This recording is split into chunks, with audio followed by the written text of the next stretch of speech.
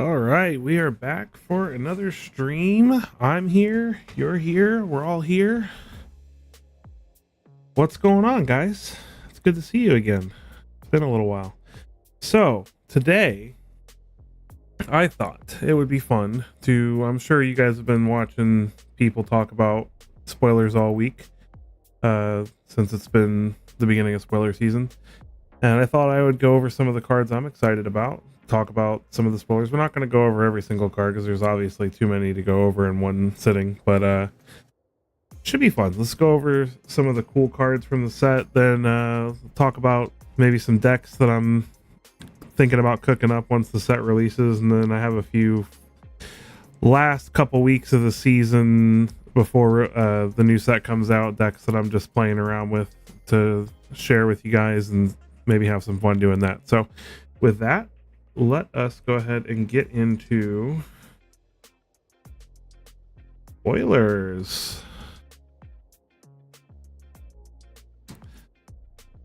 Man, I tell you what, when this set first got announced, I did not for 1 second think that this was going to be a set that I was going to like.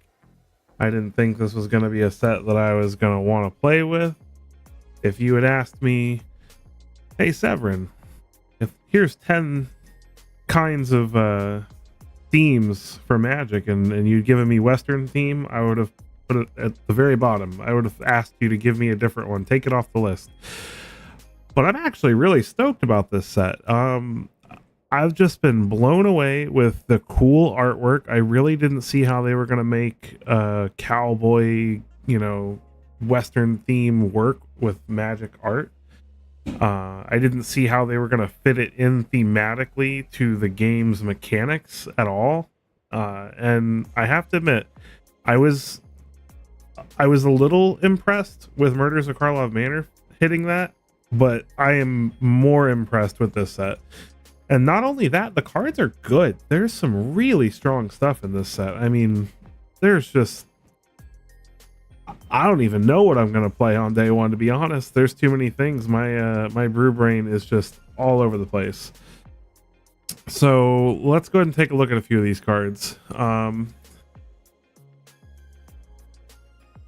Archangel of Tithes is actually really crazy, and you guys have seen me make a couple of Angels videos on the deck on the channel, and I just can't get over how much fun this is. It's basically like Angels and Taxes. 4 mana for a 3/5 flyer. As long as Archangel of Tithes is untapped, creatures can't attack you or planeswalkers you control unless their controller pays 1 for each of those creatures. And as long as she's attacking, creatures can't block unless they pay for 1 for each of those creatures. That's just a really cool effect. And I mean, you can tell it's already $11. I can imagine it's going to be quite powerful in standard. Looking at the prices for this set early, like the mythics are all crazy, like 20, 25, 27, 25, 22. This is on MTG Goldfish, so I know these prices might not reflect TCG perfectly, but I mean, they're pretty close. And it's rare to have this many mythics over the $20 mark. I mean, 24, 25, 36, 19, 17, like just crazy stuff. So let's take a look at a couple of these other cards. So this guy had me laughing, but it's neat to see Landfall come back to the set. And 2 mana 2/2 that every time you play a land, you get to put counters on your creatures is really good. And then, I mean, the 5 mana doubling the counters is probably a little bit less relevant, but still pretty cool. Just a nice solid 2-drop for any of the, green counter strategies coming out of there. Double down, sort of like the what's the card from Innistrad, the zombie one where you copy your zombies. This is basically that, but for Outlaws, which, by the way, Outlaws is a really fun mechanic. I love that it's like the party mechanic, but like bad guys, assassins, mercenaries, pirates, rogues, and warlocks. So ironically, rogues get to be in both party and Outlaws, so A lot of fun, interesting stuff going on there. Moving down here, Gold Vein Hydra. Wow, like it's been a while since we've had a hasty Hydra. I think, I'm trying to think of the last one we had. I want to say it was Mist Cutter Hydra, but that one couldn't be countered, and it had like protection from blue, I think. And this one, it trades uncounterability and protection for vigilance, and trample. And then when it dies, you just get a bunch of treasure tokens. Like, what? So I mean, right now, it's not going to be as good because we have a ton of like exile based removal, and Sunfall's a thing. So I don't know if this will be an all-star right away, but in September when rotation hits, and well, so I don't think Sunfall rotates in September. Whenever Sunfall rotates, this thing will be a beast. The new Gisa, I'm so excited. We've been like this close to having a good zombie deck, and when Lost Caverns of Ixalan came out and they printed the Descend skeleton enchantment that gives skeletons +1/+0 and haste, I was like, man, why are there not enough skeletons in standard? They printed a couple of really good ones in this set, I'll tell you that. And on top of that, now we have Gisa, who has a really good ward, 5 mana 4/4, but ward 2 and pay 2 life. So I mean, she's up there as far as being difficult to kill. And then she gives skeletons and zombies menace, and then whenever you commit a crime, which is very easy to do, you get 2 blue and black zombie rogue creature tokens, no decay. They just stick around and they're awesome. Geared Mirror of the Wilds, 3 mana 3/3. I'm excited to play with this in like an interesting token shell. Like Naya tokens is already kind of got like some cool stuff, and this being able to make copies of tokens is pretty sweet. The new Geralf pairs really well with Gisa, making 2/2 zombies, and whenever a zombie enters the battlefield, it gets a counter on it for each other zombie that entered the battlefield. So you can cast Gisa and then play this afterwards, and then kill something with a kill spell, and then you get 3 zombies, and then the 3 zombies all come in with +3 counters on them. Like, ridiculous. I love this board wipe. Like, I hate Sunfall, but I'll put up with this one. All creatures lose all abilities till end of turn and destroy. So they have to pay 7 mana if they want to remove all your death triggers. And then 8 mana if you want to keep something of yours, pretty much. But I really like it. I like, it is unfortunate that it's 6 mana just to destroy all creatures, but the ability to add extra effects, I think, is worth it. Moving on down to some more of these mythics here. Jace, I'm not gonna lie, I'm not like crazy about Jace. I think it's interesting having a card that you can't cast her in the first, second, or third turns of the game, and I don't know why, but I see like people having issues with this in tournaments and stuff, like trying to like sneak it in early. Kellen the Kid. Now, Kellen the Kid I like. I know a lot of people have been hating on all the Kellens that they've been printing, and like, oh, Kellen's never going to be a main character, and maybe lore wise nobody cares, but me as somebody who loves my Joda Humans list, this is super awesome. A 3 mana 3/3 flying lifelink, and whenever you cast a spell from anywhere other than your hand, you can cast a permanent spell with equal or lesser mana value from your hand without paying its mana cost.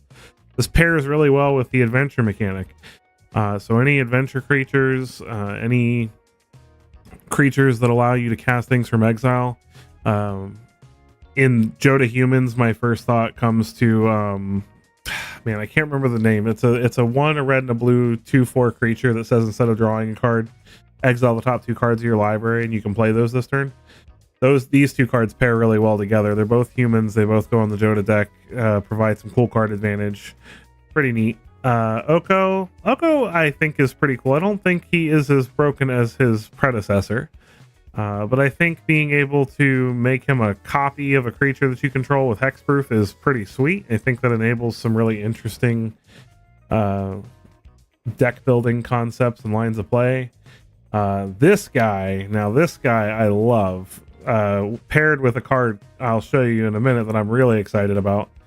This guy really hits my Storm the Festival itch, which is ironic because I was planning on showing you guys the Storm the Festival list I've been working on lately. But I love Storm the Festival. We only get to have it for a few more sets and or a few more months, so I definitely want to take advantage of it. And this guy coming in with another guy, or being able to plot him and then play him right before you storm the festival, is just super cool. I mean, he's a 5-mana 5/5 reach trample. Whenever another creature enters the battlefield under your control, you get to put X +1/+1 counters on it, where X is power. So just making really big stuff. God forbid it has haste, which, there's ways to do that. We got Rakdos the Muscle. Will this Rakdos see play? I loved the Rakdos from the last set, but unfortunately he's a little bit too slow. But a 5-mana 6/5 flying trample. Whenever you sacrifice another creature, exile cards equal to its mana value from the top of target player's library, so you can pick yourself or them. And until your next end step, you may play those cards and spend mana as any color. So that's pretty cool. If you're playing like a kind of aristocrat style deck, with some death trigger cards and creatures that do stuff when they die, which there are a few in this set, and then there's some really good ones left in standard still. Being able to do that and then get some extra value out of it, especially because his second ability lets you make him indestructible, and it doesn't even tap him. Like a lot of cards like this that say sacrifice creature, make X creature indestructible till end of turn, usually it taps them. So if they try to kill it before combat, you can sacrifice creature and make it indestructible before combat, still attack with it. Oh wait, no, I'm so sorry. I feel so stupid. It does say tap it at the end. I did not read it all the way. It does say tap it in the corner there. Never mind. But still, very good that you can protect it by sacrificing another creature. Forgive me for the mistake. Getting down here to Selvala, Eager Trailblazer, 4/5 elf scout. I like that she's an elf because she's in Naya colors, which means we can play her in Voja, and I love Voja. So, and she's got vigilance, which makes her good. Whenever you cast a creature spell, create a 1/1 red mercenary creature token with tap. Target creature you control gets +1/+0 till end of turn, and then you can tap her to choose a color and add mana of that color for each different power among creatures you control. So after she attacks, you can use her to add a bunch of mana and play something powerful after combat, which is pretty cool. So I definitely will be trying to abuse her with Voja. Terror of the Peaks. Yay! I'm so happy this card is back in standard. I know there are a lot of people who were like, no, we're not happy about this. But we have Storm the Festival in standard still. And he's a Storm the Festival target, and he's hard to kill because he costs life to kill. And if you put him in a dragon deck, could actually be pretty viable now because you play like Roaming Throne, and now he gets double triggers for Roaming Throne. So I mean, like, that's pretty sick. And just even in any mid-range deck, I mean, he's just strong. He's a 5/4 flying that costs 3 life to kill, and anything you play gets the dome. It's any target too. It's not just the opponent. So very powerful card. Gitrog, Ravenous Ride. I don't know how Gitrog gets around so much to all these different planes. I mean, I know the Omen paths are open and everything, but come on. But he's here, no longer teamed up with Thalia any longer. A 5-mana 6/5 trample haste, and whenever he deals combat damage to a player, you may sacrifice a creature that's saddled at this turn, and if you do, draw X cards and then put up the X land cards from your hand onto the battlefield tapped, where X is the sacrifice creature's power. So very interesting way to abuse. Maybe you're in a board stall and your opponent has some creatures that maybe one of your smaller creatures, like a 2/3 or a 3 something, can't get through. You can saddle up the Gitrog, send them on a yeehaw, and then sacrifice them at the end and draw some cards, which is pretty sick. Hey, how's it going? Good to see you. Welcome. But yeah, so and the saddle mechanic is hilarious. I love the saddle. It's basically like crew, but for creatures. So you tap a creature with power X or X or greater to pay the saddle cost, and then this creature becomes saddled until end of turn. There's some really cool cards to go along with this. And then we get the Tiny Bones, the pickpocket. Like, oh my goodness. Skeletons, man. I'm telling you, skeletons. I'm building a skeleton deck. It's going to happen in the first couple of days. So get prepared for the annoying skeleton video. Because there's this and there's another really good skeleton 1-drop. So now we've got 2 good skeleton 1-drops. 1 mana, 1/1 Death Touch. Whenever Tiny Bones the Pickpocket deals combat damage to a player, you may cast target non-land permanent card from that player's graveyard, and mana of any type can be spent to cast the spell. Amazing. Against opposing aggressive decks, you start snatching their creatures. It's got Death Touch, so I mean, they're not going to want to block it with their bigger stuff. If they do block it with their bigger stuff, it's a 1 mana removal spell for their bigger thing, which is fantastic. This card is going to be super fun to build around. I don't think it'll obviously be limited to just skeletons, but skeletons will be pretty cool with this. Vraska the Silencer. Now, her and her join up. Like, so we've got like these new, like down here, Annie joins up. We've got these new joins up legendary enchantments. What's up, Eddie? How you doing?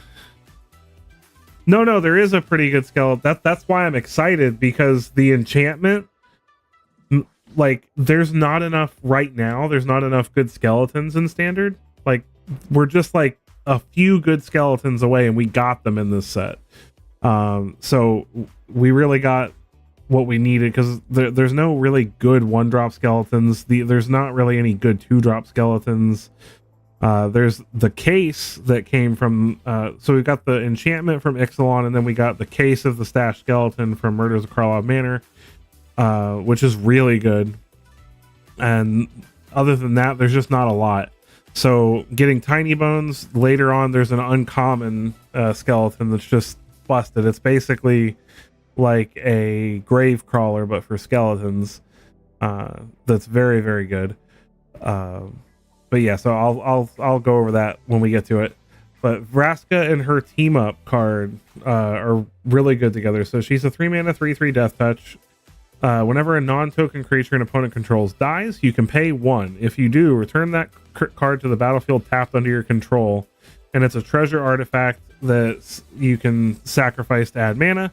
So basically, you snatch their creatures and turn them into mana, which is pretty fun. Moving down here, we've got hold on, Akul the Unrepentant. Now this is an interesting one. This one reminds me of the old Rakdos from way back in the day. A Scorpion Dragon Rogue. It's an interesting creature type, I have to admit. But it's 2 black, 2 red, flying, trample, 5/5. Sacrifice 3 other creatures. You may put a creature card from your hand onto the battlefield. I can see this having a home and getting abused quite thoroughly in lots of formats, not just standard, because it's pretty easy to make, little creature tokens that you don't care about, and you can activate this at instant speed. Or no, a source. It's only as a sorcery. Okay, it would be a little busted if it was instant speed, but still, you can do it the turn it comes into play. So you can play this. If they don't have a removal spell for it, you immediately can sacrifice a couple of creatures and just slam something huge, Emrakuls and Ulamogs and crazy stuff for a couple of creature tokens. So watch out for this guy. I can see him getting abused quite quickly. Then Annie joins up is the first of our join up enchantments, and I really like these a lot. I've always loved the legendary theme. And at least for a while yet, we still have Plaza of Heroes, which I feel like a lot of people forget doesn't just tap for mana for legendary creatures. It taps for mana for any legendary permanent. So that counts for planeswalkers, creatures, enchantments, anything. So these count. So you got Plaza of Heroes that makes playing these a lot easier because you can have that mana for it. And 4 mana to deal 5 damage to a creature or planeswalker is, it's not crazy or anything, but it's a Panharmonicon for legendary creatures. So let's say you go like in my Joe to Humans list, you're like turn 1 Skrull, turn 2 Inti, turn 3 Anim Pakal, turn 4, you bop something out of the way so your Anempa Call can get through, and now your Anempa Call triggers twice. There's just tons of other legendary enchantments that yeah, tribal enchantments. I'm not I'm not in love with the enchantments deck. I really hope that gets a little less popular when the set comes out, but we'll see. Then we've got another round, which I would give anything if this was an instant, because it's like Eerie Interlude or Ghost Way that lets you exile all your creatures or pick and choose your creatures and then return them to the battlefield at the beginning of the end step. This one does it immediately, so it's not at the beginning of the end step, but I think it's pretty cool. I think that the fact that they're giving us another spell to allow us to abuse enters the battlefield triggers is pretty cool. I can see some interesting combo decks coming up around this, so we'll have to keep an eye out on this and see how it does. I like that we can, if you have a lot of mana, you can do it a whole bunch of times and get a bunch of value out of it. Archmage's Newt is an amusing card. It's a Salamander Mount. Whenever Archmage's Newt deals combat damage to a player, target instant or sorcery card in your graveyard gains flashback until end of turn. Flashback card cost is equal to its mana cost. And if you saddle it, you can play the card for free. So I can see a deck where you play some good mill cards and you have some really expensive instants and sorceries, extra turn spells, or things like that of that nature that just do crazy stuff. And you play this guy, and then you saddle him up on turn 3, attack, deal some combat damage, and get to cast some free stuff. Sounds pretty cool to me. We'll have to see. Aven Interrupter. I love me some interruption spells, and anything that makes people's life harder. I love Hate Bears decks, tax decks, anything like that. And this is no exception. Basically, it reminds me of Spell Queller, kind of, but instead of when it dies, they get the card back, it exiles it and makes it cost 2 more until they remove the spell. So very good way to temporarily remove like a board wipe from the equation for a couple of turns, or a key removal spell. Tolarian Terror saddling the Newt.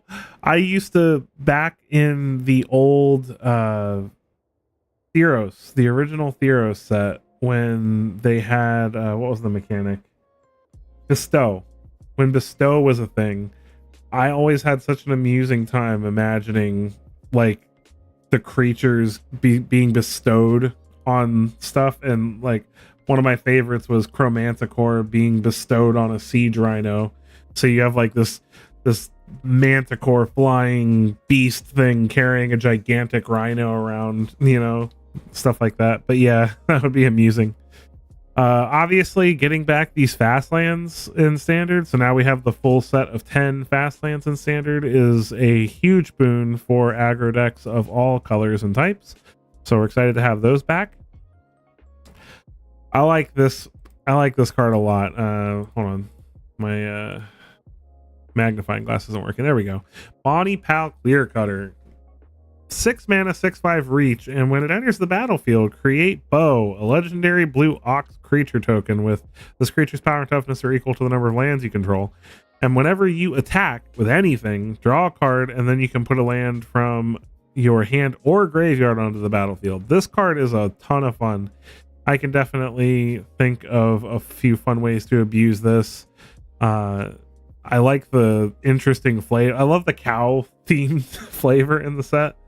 And I like that I just like that they're really like pushing this value based type card design in this set, because it's not like, oh wow, this card's busted, but it's fun, it's power, it does good stuff for the mana cost, and it's a good card in a color combination that could really use some love lately, because blue-green has definitely been off the map for a while. So why did they rule 63 Paul Bunyan? Oh man, we've got a new Breaches the Blast Maker. So we got a new pirate, So pirate players who are unhappy with the lack of pirates in standard, rejoice. 3/3 menace. Whenever you cast your second spell each turn, you may sacrifice an artifact. If you do, flip a coin. We all love flipping coins. When you win the flip, copy the spell. You may choose new targets for the copy. When you lose the flip, breaches the blast maker, deals damage equal to that spell's mana value to any target. What? Like, you would think there'd be a downside. Like, oh, you win the flip, copy it, you lose the flip. Like when I first read this, I thought it was going to say deal damage to you. Like, haha, the explosive blew up in your face. But no, you get to deal damage equal to that spell's mana value to any target. So if you play this with burn spells, you either get to copy the burn spell and double up on it, or pump spells, double up on it, or you just get to punch them in the face with it instead. Sounds fair. Bruce Tarl, roving rancher. Oxen. This is an ox lord. I love it. Oxen you control have double strike, and there's actually a couple okay ox in this set. Okay. Oxen you control have double strike. When Bruce Tarl, roving rancher, enters the battlefield or attacks, exile the top card of your library. If it's a land card, you get a 2/2 white ox. Otherwise, you may cast it until end of turn. So that's a fantastic trigger. And then you'll see a little later on, there's a couple of actually okay oxes in the set. They really went hard on the comedy flavor in this set, and I really like it. I feel like this is, unlike the last set, I feel like Wizards R&D like looked at these guys and was like, just have fun with it. And they really did, because there's so many good puns in the set. There's so much of, like, there's the Wile E. Coyote and Roadrunner in the set, like cow puns everywhere. I've seen some people complaining like, oh, they just put cowboy hats on everything. They did. They put cowboy hats on everything, and I think they did it on purpose. I think they were like, how many cowboy hats can we fit in this set? The cow control ring. You really going to bring that up during the stream, Eddie? 1 second.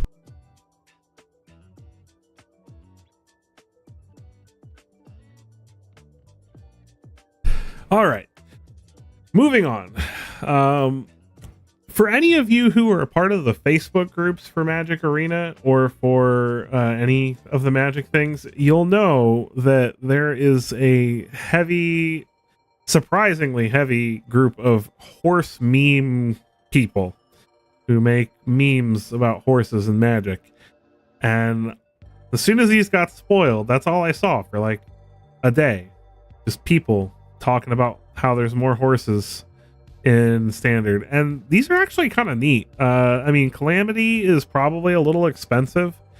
4/6 haste, that when it attacks while saddled, you get to choose a non-legendary creature and create a tapped and attacking copy of it, and you get 2 copies of it. So it's really cool. It's a neat effect, but it is very expensive, so I don't know if that will see play or not. But I like the idea of being able to take a cool enters the battlefield card and get 2 copies of it by mounting Calamity. Caustic Bronco, I think, is a lot more viable. It's a 2 mana 2/2, so that's already pretty sweet. Whenever it attacks, reveal the top card of your library and put it into your hand. You lose life equal to that card's mana value if Caustic Bronco isn't saddled. Otherwise, each opponent loses that much life. So being able to draw cards for mana, it's risky. You obviously want to build a pretty low to the ground deck with this card, but if you do, being able to just draw extra cards every turn is pretty sweet. And then if you saddle it, all of a sudden now you're actually hitting your opponent with those cards, which is a really strong effect, I think. So I can actually see this seeing play in some mono black aggro, like really low to the ground mono black aggro lists. Claim Jumper, this card is really, really good, especially when you have decks like Domain that are really popular right now. And Domain's all about ramping. For 3 mana, being able to catch up in mono white, or at least, like, it probably couldn't get away with it in a 3-color deck, but at least in a 2-color deck where you have a good amount of basic planes in the deck, I think this card is very, very good. A 3 mana 3/3 vigilance, even if it does nothing, is decent. So I think that having that upside of literally being able to double catch up if they get ahead of you on mana. Very, very good. Colossal Rattleworm, I think this card is really, really good. They've printed some deserts in the set, so we got deserts back in standard, and giving this flash. It's a 4 mana 6/5 with trample, with flash if you have a desert. So obviously you build your deck to have deserts in it, you're golden. So very, very strong form in a. We haven't had a good worm in standard in a while. Yeah, no, sorry, I was just seeing chat, but yeah, I agree that I think people were upset because the last set felt gimmicky and it wasn't good. Like, there were some good cards from the set. There were definitely some strong cards for multiple formats in the sets. Not that the set was a complete flop, but the theme wasn't very cohesive. The story was not engaging. The characters weren't something that people would get attached to, really. The fact that it was a Ravnica set, it did not feel like Ravnica hardly at all. And I think that was a big blow for it. I don't think people have the same mentality about the set. I really don't. I think people were upset and they were like, oh gosh, murder mystery and then cowboys, what? But from what I've seen online, people's reactions to this set have been a lot better because I think they put just the right amount of humor into the set. I think the art is amazing. I think the story is, unique and interesting. And the ending to the story is actually really, really cool. I won't spoil anything for you guys, but it's actually a very interesting story, in my opinion. And just the cards are good. You can't get mad when the set has really good cards, I don't think. Even if you don't like the theme, the set actually having cards that will definitely make an impact in standard, because the first major tournaments after Murders of Karlov Manor came out, there was hardly any new cards in the new standard decks. The first big tournament, there was, I think, like Cryptic Coat was like the only real card that saw play in any of the top decks in that tournament. I think this set's going to make a big difference. I think we're going to see a mess of a metagame for a month or so after the set comes out, because there's just so many powerful strategies to try out. So, well, they usually plane hop every set now for the most part. That's been kind of their thing since they stopped doing block magic. Back when they did block constructed, which there has been a lot of outcry for them to come back to block constructed, and I can understand, like, actually staying on a plane for a couple sets feels good, but I just don't think they're gonna do it.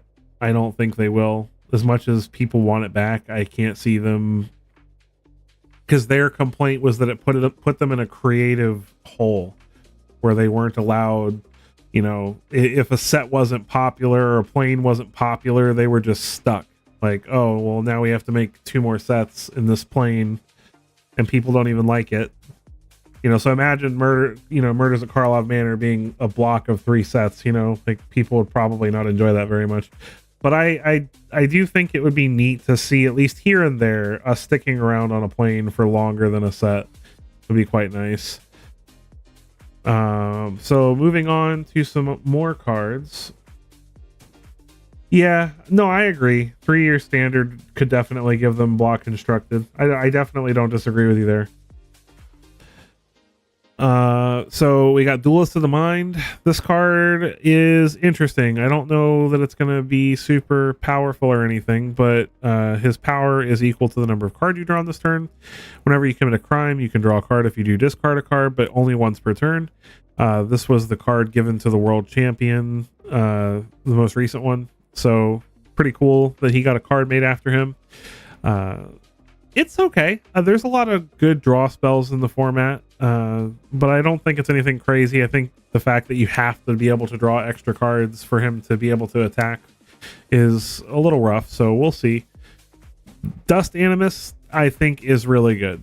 It's a 2-mana 2/3 flying. That's already pretty decent stats. If you play it later on in the game when you have 5 untapped lands, which you don't have to wait till you have 7 mana because it has plot. So I think plot is a really interesting mechanic. I want to say it's their way of trying to make foretell better, because it really has foretell vibes to it. So you pay 2 mana now, and then later you can play the card. You can't do it that turn, just like foretell. You can't foretell a card and then play it the same turn. So it's very similar. So you pay the 2 mana now, and then on a later turn, you can play it without paying its mana cost. So you can play this on turn 5 for 2 mana, and you get a 4/5 flying lifelink, which is pretty sweet. And then you still have 3 mana to play with that, or 5 mana to play with that turn. So you can really have a strong turn 5 with this card. So I think it's pretty interesting. Yeah, the Kamigawa set most recently did really well. People really liked it a lot. It wasn't as popular maybe as it could have been, but it definitely did well. So I would like to see Kamigawa again sometime soon. The storyline from Aftermath, basically with the Omen paths being open, we can kind of go anywhere now. So I'll be interested to see where they go. I think Bloomburrow is a really interesting idea for a set. So we'll have to see how cool that turns out. You know, a set where there's no humanoids, it's all creatures and animals and things like that. So that should be interesting to see. Ariette the Beguiler. We've got a 4/4 lifelink for 4. And whenever an aura you control becomes attached to a non-land permanent an opponent controls with mana value less than or equal to the aura's mana value. That's a lot of text to say. Gain control of that permanent for as long as that aura is attached to it. I think this is really interesting. Turning your like, instead of playing like a deck where you're trying to like put a bunch of auras on your stuff, like playing auras that you want to slap on their creatures to steal them, basically turns like all of your auras into mind controls, which is really cool. Like when you think about it, there's some pretty sweet auras that cost a decent amount of mana, so they'll be able to steal a lot of cool things. There's some convoke auras from what's that? I think it's Aftermath, that give like flying and +2/+2 and stuff like that. So it'll be interesting to see if this card can make an interesting fun deck. Does it? Whenever an aura you control becomes attached to a non-land permanent an opponent controls with a mana value less than or equal to, gain control for as long as the aura is attached. You're right. Yeah, that is really good. So they kill Ariette. It doesn't matter. They have to kill the enchantment. So that actually puts them in a position where they have to choose to allow you to continue doing that by killing the enchantment or killing her and letting you keep their thing. So that's actually pretty cool. You're right. I didn't think about that. Very cool. Fibblethip, Lost on the Range. Come on, we get Fibblethip with a cowboy hat. Can you be any if they don't make this a pet? I have the Tiny Bones pet from the pre-order. I love the Tiny Bones pet. Super cute. If we don't get Fibblethip cowboy hat pet, I'll be disappointed because it's super cute. 3 mana 1/1 with Ward 2. You may look at the top card of your library anytime. Top card of your library has plot. The plot cost is equal to its mana cost. So very interesting. You can plot non-land cards from the top of your library. So basically you can play some interesting cheap stuff and plot it all from the top of your library and then play it all on later turns. Now, it is important to remember that unlike Foretell, plot is face up. So your opponent can see what you're plotting, which I feel like is a little tiny bit of a flavor fail, but I mean, what are you going to do? You can't be perfect all the time, but it's interesting. I like the plot mechanic a lot, and I'm interested to see how it affects standard. Fortune Loyal Steed. We've got a beast mount. When it enters the battlefield, scry 2. So 3 mana 2/4, scry 2. Pretty good all by itself. Like that's not a bad rate. And whenever it attacks while saddled, at the end of combat, exile it and up to 1 creature that's saddled at this turn, then return them to the battlefield under their owner's controls. So we're seeing a lot of cards around the theme of abusing ETB triggers. This is no exception, and I think it's a pretty good one, to be honest. You saddle it with your 2-drop or your 3-drop, or 4-drop, and blink them both, get the scry 2, get the ETB trigger from whatever you played afterwards again. Do any of these saddle cards have the reminder text on them yet? No, because I can't remember if... I think you can saddle with a creature that is summon sick. I'm not sure. I'll have to look that up. We got Free Strider Lookout. A 3/3 reach for 3. Whenever you commit a crime, look at the top 5 cards of your library and put a land onto the battlefield tapped and the rest onto the battle once per turn. That's really good. Like, you play this in like a Golgari mid-range deck where you're playing, a bunch of efficient, creatures and removal spells and just getting to ramp into your bigger threats. I think that's pretty neat. Great Train Heist, another one of these spree cards. Basically extra combat phases for 4 mana, and then if you want to pay 6 mana, you can give them +1/+1 first strike till end of turn. And then for another 1 mana after that, whenever a creature you control deals combat damage to a player, create a tap treasure token. So really interesting. I like the different modes because for 3 mana you get +1/+1 first strike at instant speed. It's a very good combat trick. Normally 3 mana instant speed is +2/+0 or +1/+0 menace, so first strike is pretty nice. I think this will slot well into aggressive red decks or aggressive Boros decks like tokens and Convoke. And the ability to, if you have extra mana later on in the game, get extra combat phases, pretty sweet. I like it. Hell to Pay. Hell to Pay deals X damage to target creature, and you get to create a number of tapped treasure tokens equal to the amount of excess damage dealt this way. So you have a lot of extra mana, you can ramp really, really good by killing something little. Hell Spur Posse Boss. Now, this is our first Outlaws Matter card that I've seen so far. Other Outlaws you control have haste, so she does not give herself haste. Or sorry, I keep thinking it's the person in the background is the boss, but it's not. It's the dragon there, or lizard rogue rather. And then whenever it enters the battlefield, you get 2 1/1 mercenary tokens with tap. Target creature you control gets +1/+0 till end of turn. Now those have haste, and they can either attack or you can use them to pump up stuff you already have on the battlefield. Definitely an interesting card. I like the value you get out of it, especially with some of these interesting cards like Fortune Loyal Steed. You can play Fortune Loyal Steed and then play this and immediately saddle it, attack with Fortune Loyal Steed, and then get 2 more tokens out of Hellspur Boss. Pretty sweet. High Noon. I like this card a lot. I like being able to stop combo decks with this. This is definitely going to be very good in best of 3. I can see some decks running it even in best of 1 just to stop people from going crazy. It's even good against mono red, just stopping them from going, Swift Spear, Monstrous Rage, Witchstalker Frenzy, all kinds of crazy stuff in one turn. And then the fact that you can pay 5 mana later on and deal 5 to any target is a very nice upside. We have Insatiable Avarice as another spree card here.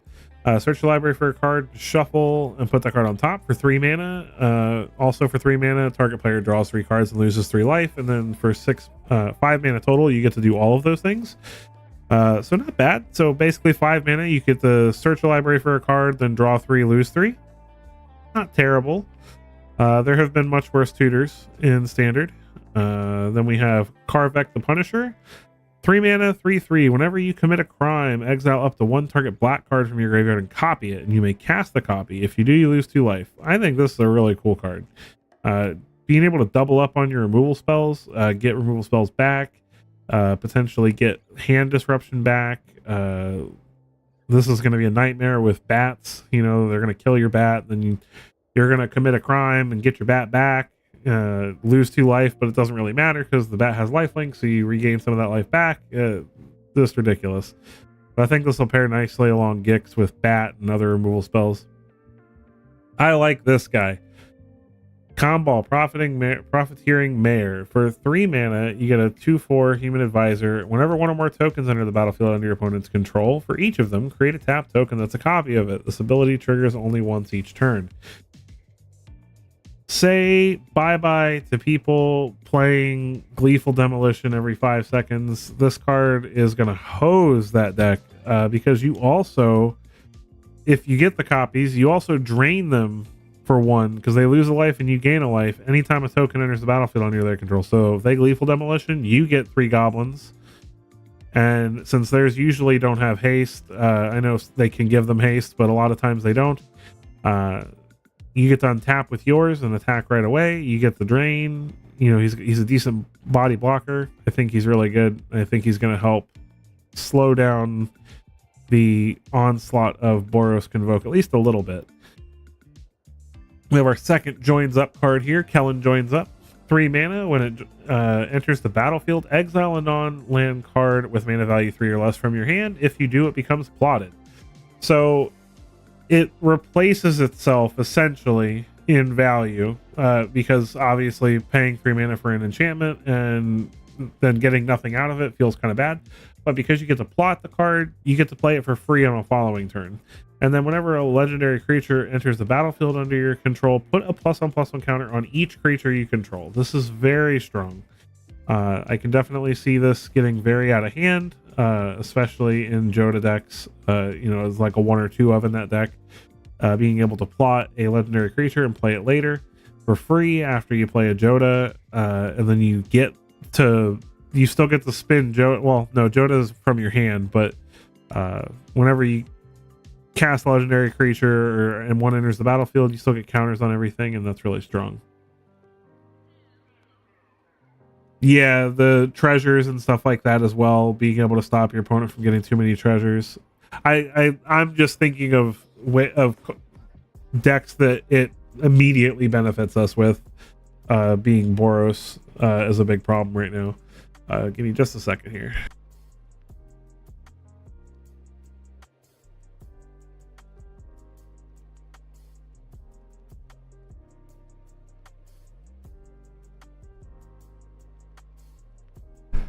Okay, sorry about that. I have allergies and they are a nightmare. All right, so we have Laughing Jasper Flint. All these lizard rogues. So creatures you control but don't own are mercenaries in addition to their other types. So if you steal a creature from somebody via a threat effect, it becomes a mercenary in addition to its other type. At the beginning of your upkeep, exile the top X card of target opponent's library, where X is the number of outlaws you control. Until end of turn, you may cast spells from among those cards. The mana can be spent of any type, so he helps himself by letting you steal cards from them anyway. But the fact that you can also steal things is pretty sweet too. Goes along with the theme of being a rogue. And he's pretty cool. I think that a 3 mana 4/3 that has some upside could see some play, but we'll see. Lila Undefeated Slickshot. I like this card a lot. I love prowess as a mechanic, and I think it's interesting to see a new prowess creature in standard. And this one is specifically multicolored spell related. So whenever you cast a multicolored instant or sorcery from your hand, exile it, and instead of putting it into your graveyard as it resolves, it becomes plotted. So my immediate thought, because I actually have been trying and testing a Jeskai Prowess deck, is Jeskai Prowess as a deck. And having things like Lightning Helix and things like that are very good with this card. Just getting to double up on those later on. And her being a 3/3 for 3 is okay, especially with prowess. You can usually play her not on turn 3 most of the time. Play her when you can actually cast a spell and benefit immediately. And I think she'll be pretty good.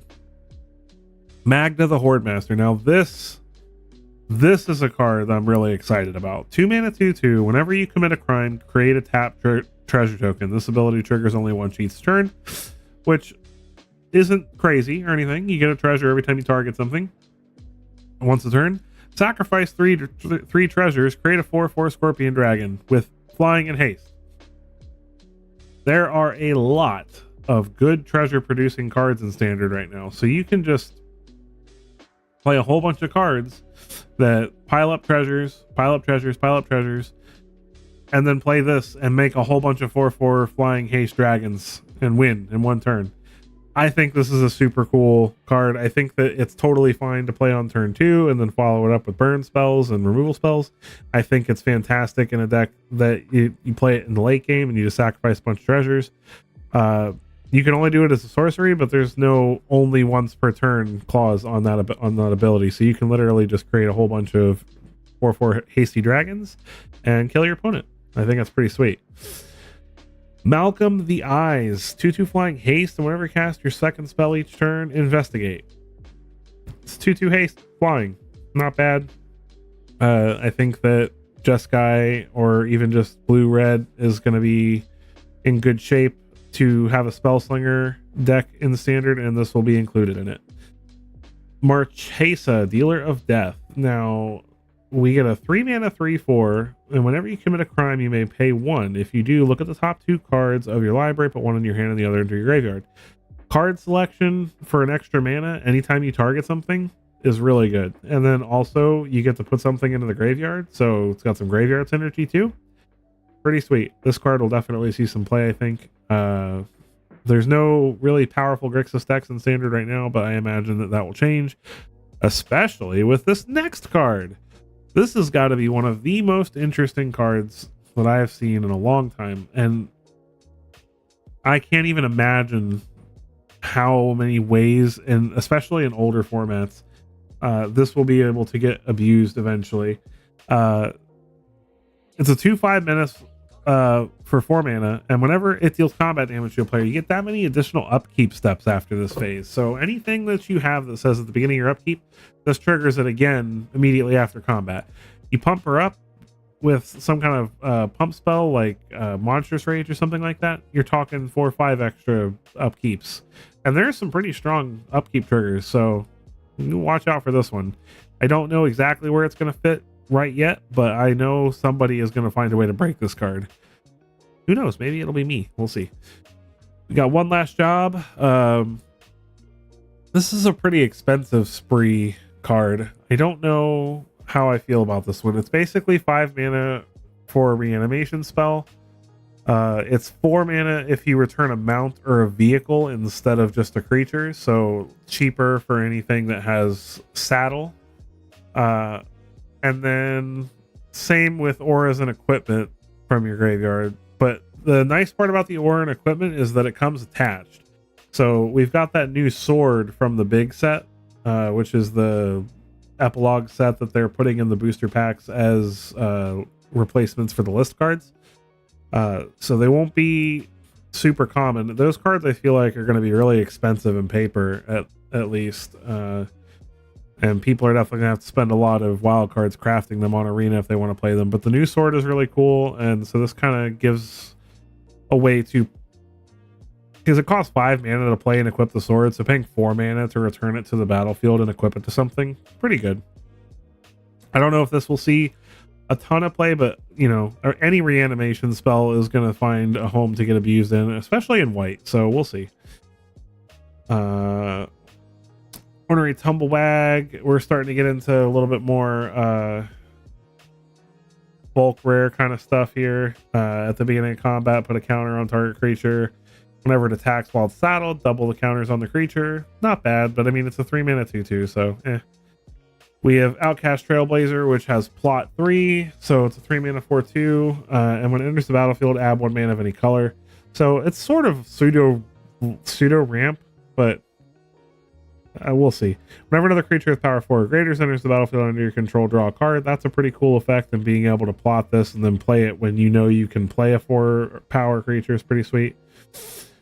I like Pillage the Bog a lot. Look at the X top cards in your library. X is twice the number of lands you control. Put one of them into your hand and the rest on the bottom.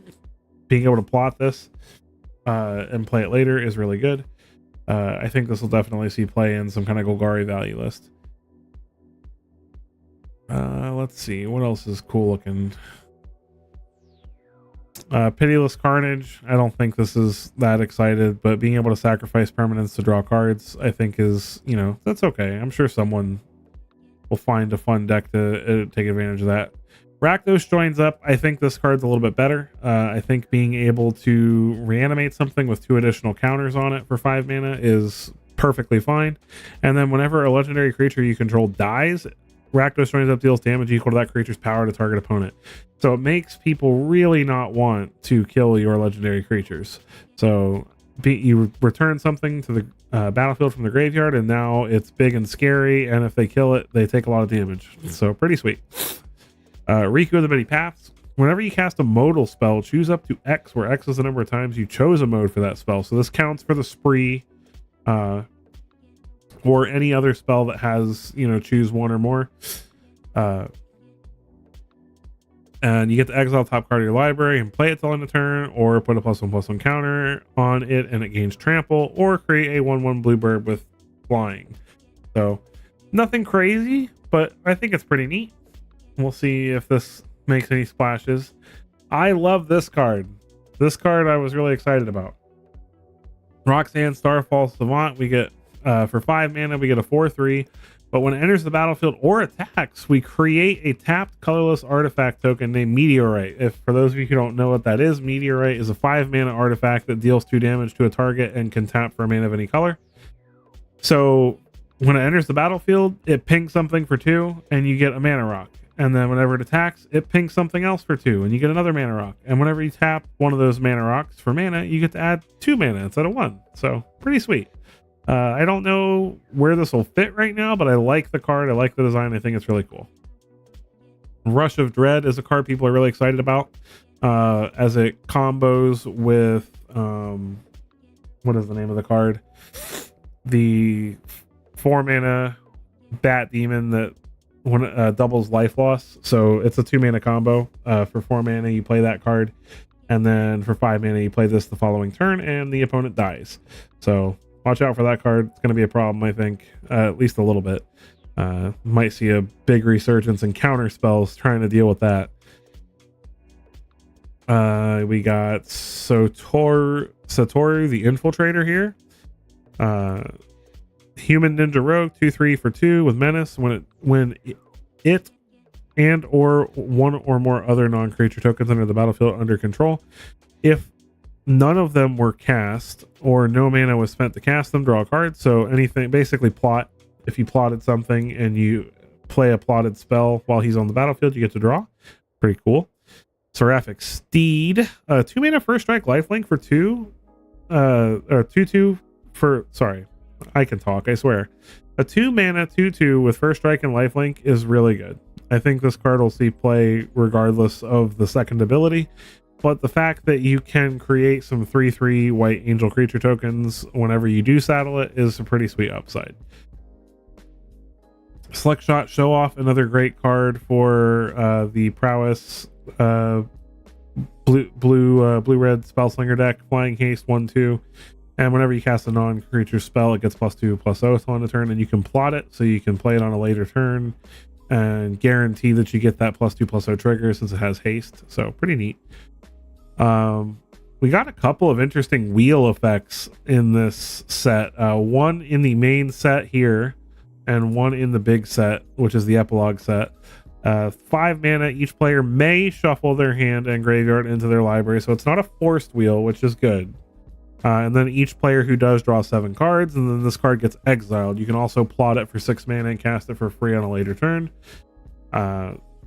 Really good with Shieldred. You play this with Shieldred and gain 14 life after you draw 7 cards. That's pretty cool. So, Stingerback Terror. We got a 7/7 Scorpion Dragon for 4 mana that gets -1/-1 for each card in your hand and has plot 3. Basically just a really solid finisher in a little more mid-rangey red aggro deck, maybe. Really good with Terror of the Peaks, because it's if you cast this while you don't have a ton of cards in your hand, it's a very big, cheap flyer. So Stoic Sphinx, 4 mana, 5/3, flash flying, and it has hexproof as long as you haven't cast a spell this turn. That counts on your opponent's turn as well, so they can't really target it, which is nice. So interesting. I like that it has flash, but if you flash it in, obviously you've cast a spell that turn, so it does not have hexproof the turn you flash it in. So keep that in mind. Tai Joaquin, perfect shot. All these 2-mana 2/3s in this set, lots of them. Whenever a source you control deals non-combat damage to a creature equal to that creature's toughness, draw a card. You can pay X and tap. If a source you control would deal non-combat damage to a permanent or player this turn, it deals that much damage plus X instead. Basically allowing you to make sure that if you're playing like, Lightning Strike and trying to hit their 4 toughness creature, you can pay 1 additional mana to make the Lightning Strike deal 4 damage and then draw a card, which is pretty sweet. So this is a really interestingly designed card, and I'd be interested to see if this actually gets anywhere. Key to the Vault, we have an equipment here for 2 mana with equip 3. Whenever equipped creature deals combat damage to a player, look at that many cards from the top of your library, and you may exile a non-land card from among them and put the rest on the bottom in a random order, and you may cast the exile card without paying its mana cost. I see this card being more of a problem in older formats where you have hexproof unblockable creatures and things like that, and then being able to get free spells is pretty sweet. So we'll see if that makes a splash in older formats. I don't think it'll be too good in standard though. Oh boy, all right. I'm getting tired of talking, I'm not gonna lie. So we'll just go over a few more of these. We're getting down to the uncommons, so we'll go over these last couple of rares, and then we'll look at some of the stuff from the vault, and then we'll move on from that. So we've got 3 Steps Ahead, which I think is an interesting card. It's 1 mana. Basically it's counters, like not counter spell, because counter spell costs 2 mana. Cancel. So 1 blue counter target spell. You can also pay 3 and a blue to create a token that's a copy of target creature you control or artifact, which is pretty sweet. Or you can draw 2 cards and discard a card. I don't think the card's insane, but the versatility is very nice. So when you don't need a counter spell, being able to draw some cards or create tokens is pretty nice. So we'll see. Tiny Bones joins up. 1 mana legendary enchantment. When it enters the battlefield, any number of target players each discard a card. Whenever a legendary creature enters the battlefield under your control, any number of target players each mill a card and lose 1 life. So just a really solid way to kind of get some extra value out of your legendary creatures if you're playing a lot of them in your deck. Making them discard a card and then milling cards and making them lose life every turn can be pretty sweet. We got Vadmir New Blood. This card's pretty cool. Vampires is a pretty decent strategy right now. So a new vampire rogue for 2 mana. Whenever you commit a crime, put a +1/+1 counter on Vadmir New Blood, and it only triggers once per turn. And then when it has 4 or more counters on it, it has Menace and Lifelink. So pretty cool grow up card that gets bigger and badder the longer the game goes on. So we'll see if that makes it into vampires or not. I love Vraska Joins Up. When it enters the battlefield, put a death touch counter on each creature you control. Just play this in any deck that's got a bunch of trample creatures, and your creatures basically become unblockable because they only have to deal 1 damage to kill the creature, so they just trample over the rest. And then whenever a legendary creature you control deals combat damage to a player, draw a card. Not bad. I think the first ability is good enough, to be honest. Putting death touch counters on everything's pretty sweet. Wily Duke Atene Hero. 3 mana 4/2 with vigilance, but whenever it becomes tapped, you gain life and draw a card. It's a human, so if you play this in a deck with Catilda, which lets you tap your humans for mana, you can basically draw cards and gain life by tapping it for mana? We'll see. We got a bunch of uncommons. There's a couple of random uncommons I wanted to mention. Let me see if I can find them. Bovine Intervention. Bovine Intervention, get it? Let's see. You got the Coyote and the Roadrunner, which are really funny. Let's see. Where is this guy? Skeleton Rogue. This guy right here. 1 mana 2/2 can't block, but whenever you commit a crime, you may pay 1 black. If you do, return it from your graveyard to the battlefield. You can do that whenever. This is a fantastic 1-drop. It's really good. This is going to see play in lots of formats, not just standard. but I definitely think it makes standard skeleton tribal a thing. It helps at least, so we'll see. But I know this card will see play in some form or another, regardless of the like. Look, it's an uncommon. It's already $150. So let's see. Anything else? Yeah, Honest Rusting here. Not going to spend a whole lot of time going over uncommons because we've already been talking about cards for a while. Let's take a look down here at some of the... By the way, I love these art treatments. I love the wanted posters. I think these are super cool. I'm excited to open those up in paper packs. I forgot to go over Assimilation Aegis. This is actually a really cool card. It's basically an Oblivion Ring that when you equip it, you can turn your creature into a copy of whatever you Oblivion Ringed. That's pretty sweet. Let's see. Still a little further down here. There we go. Got some interesting cards here. I love Grand Abolisher being back in standard. For those of you who don't remember that card, it's 2-mana 2/2 that says during your turn, your opponents can't cast spells, activate abilities of artifacts, creatures, or enchantments. It basically makes it so that your turn is your turn and only your turn. And I like that. So having that access in humans is really good. I love that we have access to Rest in Peace in standard again. Absolutely fantastic. Legion Extruder, I don't think is super crazy, but it's definitely not bad. Being able to pay 2 mana to deal 2 damage and then later on sacrifice treasures or blood tokens to make golems is pretty sweet. I love this guy. Loot, key to everything. I don't think he's going to see a lot of play because he's just very small and easy to kill, even with the Ward 1. But at the beginning of your upkeep, exile the top X cards of your library, which X is the number of card types among other non-land permanents you control. So you have to have another creature to count as a creature. So because it says other non-land permanents, so he doesn't count himself. But I mean, it's an interesting card. I don't think it'll see a lot of play, but it's cool. I like it. Lotus Ring. This will be really cool in decks that can abuse free equip triggers. Being able to sacrifice creature tokens to make 3 mana of any color is pretty cool. Other than that, I don't think it will see a lot of play in standard, but in older formats where there are free equip spells, there might be a way to abuse it, make some kind of infinite combo or something. We'll see. Memory Vessel, basically a fixed memory jar. This does wheel for both players. And then until next turn, they can only cast spells from the exiled cards and they can't play cards from their hand. But then they get their cards from their hand back. So, interesting card. I don't know if it'll see play, but it'll be... I'm sure somebody will make a deck out of it just to annoy people. Let's see, what else we got? We got Torpor Orb, which is now a colorless, much harder to kill, stopping creatures from entering the battlefield.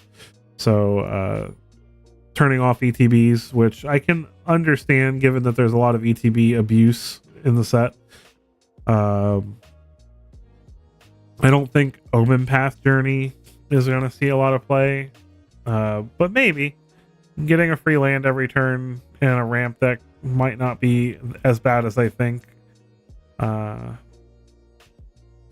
it'll be hard. It'll be hard to replace the invasion of Ixalan, I think it is, that gets you 2 lands right away, and then makes you a creature whenever it gets solved. Not solved, I'm talking like cases. Whenever the battle is defeated, you get a 4/4 Vigilance Haste creature that taps for mana. Nexus of Becoming, at the beginning of combat on your turn, draw a card, then you may exile an artifact or a creature card from your hand. If you do, create a token that's a copy of it, except it's a 3/3. A lot of mana for that effect, but in a slow control deck, maybe. We'll see. I like Pest Control. Destroying a whole bunch of tokens or just cycling it when you don't need to destroy tokens is very good. So this will definitely see play in sideboards at the very least. Simulacrum Synthesizer. 3 mana when it enters the battlefield, scry 2. Whenever another artifact with mana value 3 or greater enters the battlefield, create a colorless construct that gets +1/+1 for each artifact you control. I think that's pretty neat. Being able to make a bunch of creatures and and scry when it enters. Not too bad. Sword of Wealth and Power. This has got to be the strongest sword we've had so far.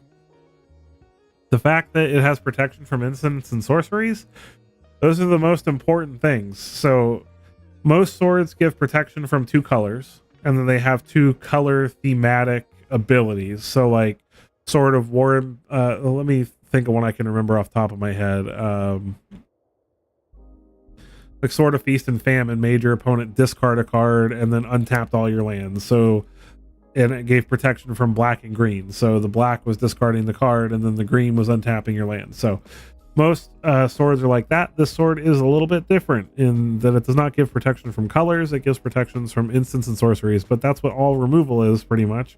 So protection from instants and sorceries means the creature becomes a lot harder to kill. Now, unlike the swords that give protection from colors, it does not immediately hose the opponent if they're playing those colors, because they can still block and target your creature with other things of that color, whereas our protection from color swords make it so that it's unblockable against those decks and untargetable by any source of that color.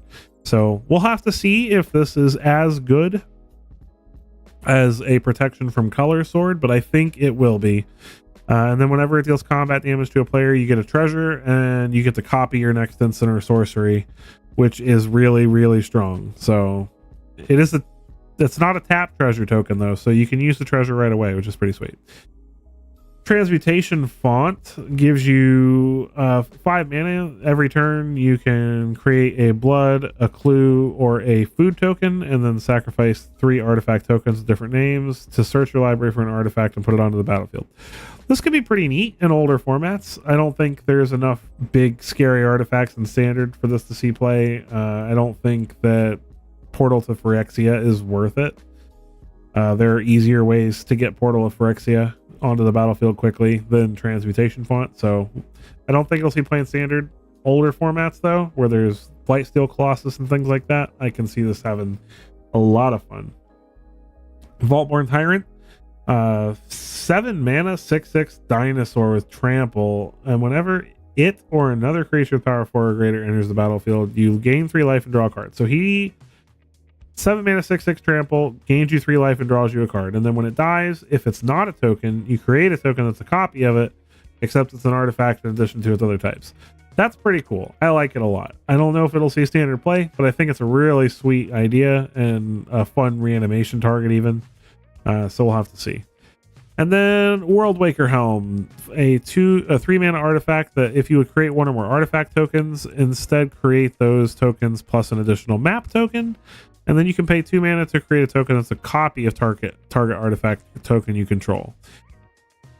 I can see some ways to abuse this. If you're making like creature copies with like Simulacrum Synthesizer, you're making a bunch of 0/0s with +1/+1, you can start copying those. That's pretty sweet. So we'll have to see if there's like you have the Karn from Brothers War that doesn't see any play at all. Maybe that card will start to see some play. We'll have to see. But with that is all of the cards that I'm going to go over today. I didn't want to spend too much time on commons and uncommons because obviously there are hundreds of those and we don't want to spend too much time on that. But the set looks sweet. I'm really excited about it. And I would love if you guys in the comments let me know what you're excited about, what kind of cards you're excited to play. And let's go ahead and get into some standard. 1 second.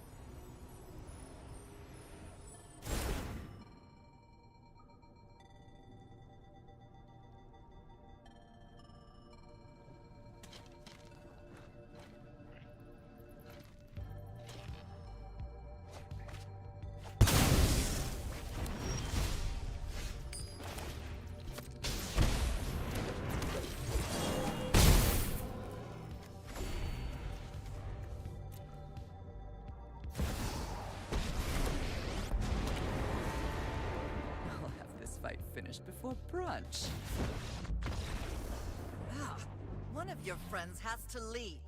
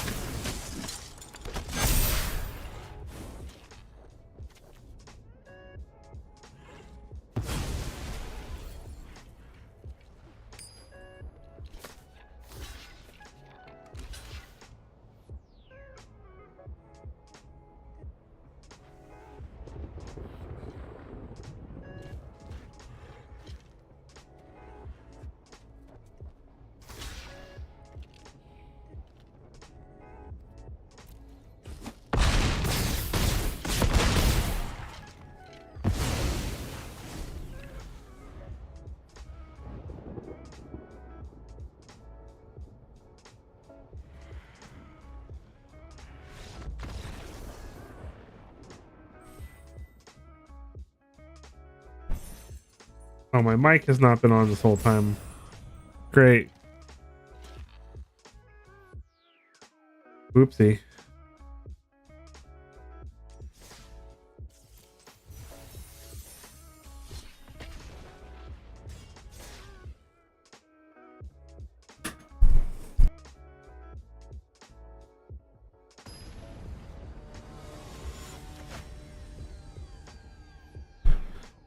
Undeniably Zach.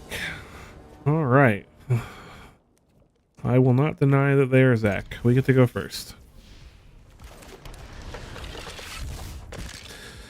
Copperline Gorge. Razorverge ticket for the opponents. We'll play another Copperline Gorge and play a Gala Greeters.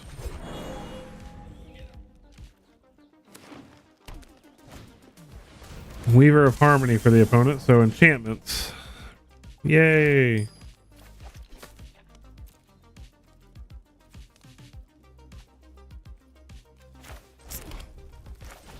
Play Fauna Shaman.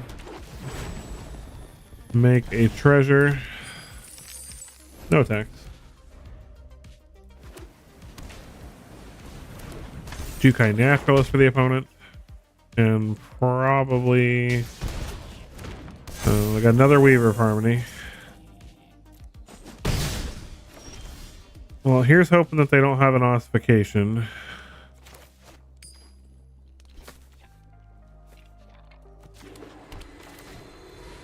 Play Yaris. Make another treasure. No attacks. If they don't have an ossification, they have a seal from existence. And they can copy it twice and exile our whole board if they want. Great. Oh, I love enchantments. Yep.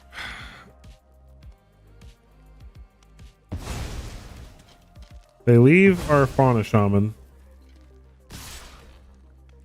We get in for 6. We do have a Storm the Festival though, so it's not, all hope is not lost. So let's see what we hit.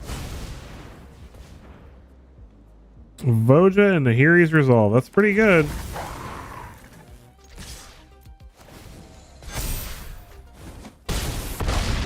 Put the opponent down to 12. Let's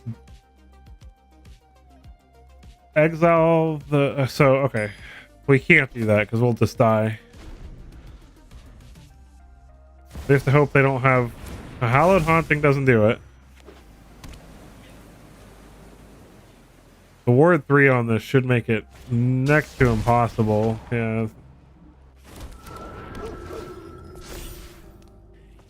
They get to draw a card. But we're not dead. That's what's important. Another Spirited Companion. Oh, now we're dead. Spoke too soon.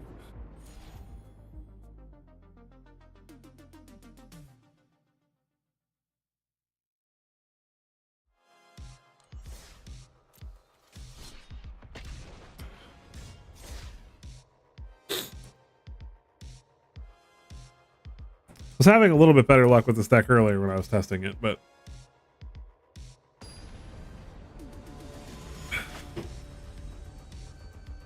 numbers and letters. How are you doing, numbers and letters? Opponent gets to go first. We'll keep this. We don't need Nahiri's Resolve in this hand.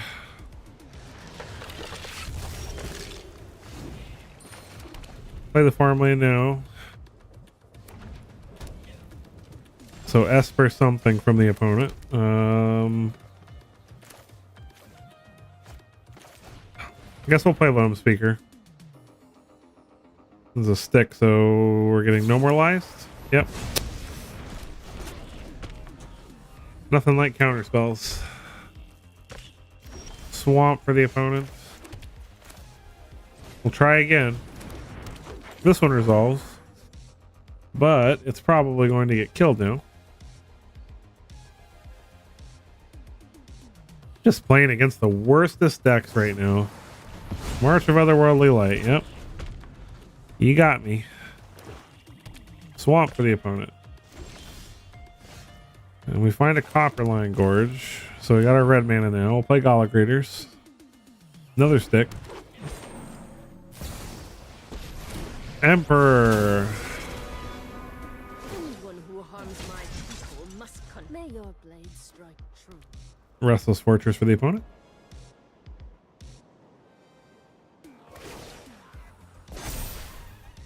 They put a counter on their samurai. No blocks for us.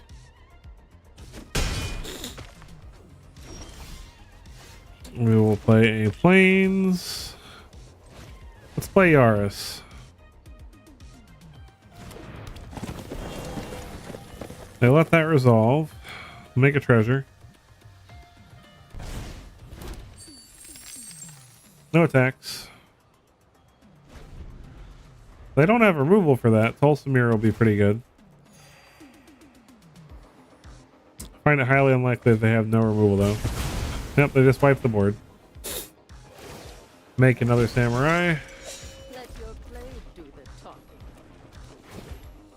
Well, we have enough mana for Storm the Festival, so whenever we find a Storm the Festival, we can hopefully start outvaluing the opponent. Sunset Revelry, nothing too crazy. May your blade strike true.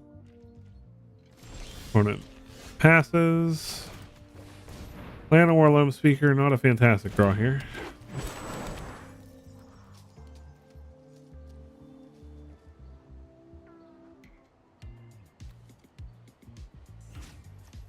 Well, might as well try to get in here and deal with this Emperor. They let it go. They probably have another one. Done for good.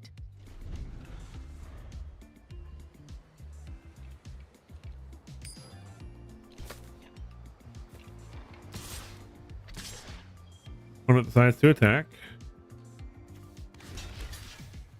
I'm gonna block here. They probably had no, okay. I thought they had an Emperor, but I guess not. Well, this becomes an elemental.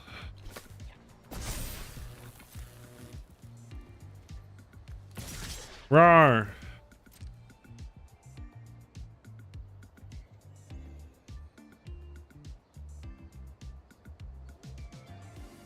What do they have? They fire up their Restless Fortress so we can Aganjo it.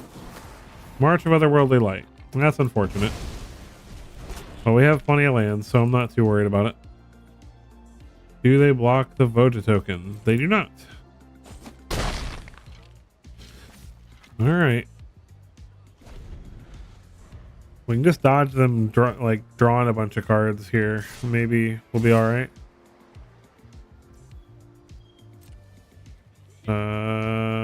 No blocks.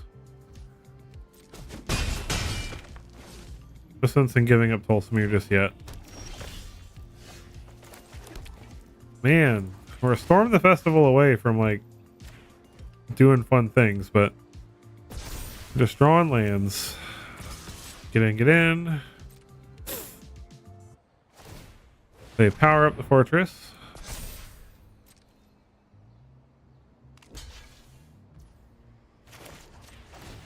Bye-bye, fortress.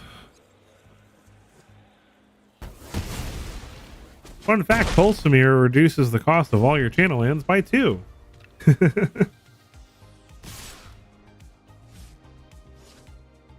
They get in there. I'm gonna go and block this time as we're getting a little low on life. If they drop like a shielded or something. Temporary lockdown. That's what they were waiting for. Iconoclast is okay though. They don't have removal, it's 4 damage. We got Fleetfoot Dancers and stuff too. Like, come on, deck, give us the goodies. We got a deck full of goodies. Temporary lockdown number 2. Hey, there we go. Thank you, deck.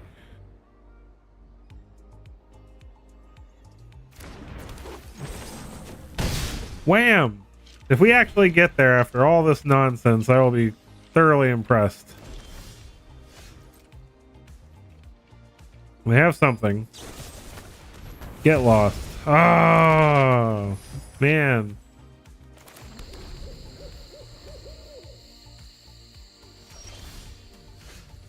Oh my goodness. We're real good at drawing lands. We're to a point where we can almost, we're one land away from being able to cast and flashback Storm the Festival. Cemetery Prowler.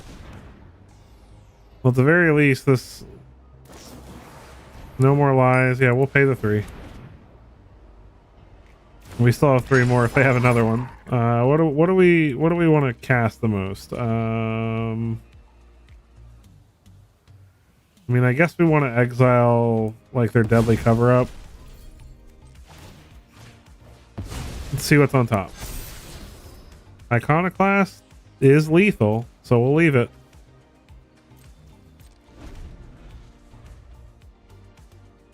So they have to deal with this. Draw and discard. They need 2 removal spells. They don't have it. Oh, I'm gonna play and kick this. They shouldn't have one thing that deals with it. Now, if they drew Emperor, okay, we did it. Oh man, I didn't think we were gonna get. I honestly didn't think we were gonna get there. I was ready to give up. Oh, like quite a while ago, to be honest. But sometimes you gotta stick it out, man.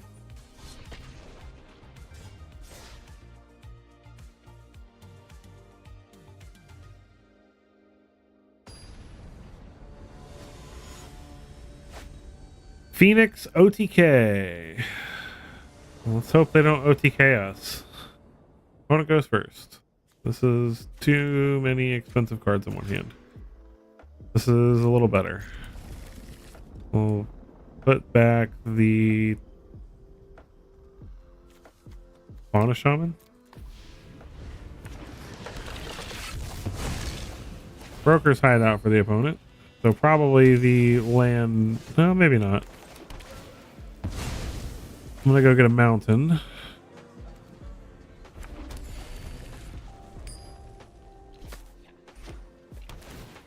Another Broker's Hideout for the opponent.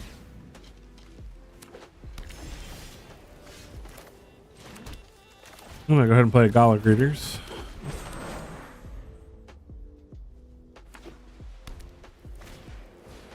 Restoration of Iganjo. So it's looks like mono white control.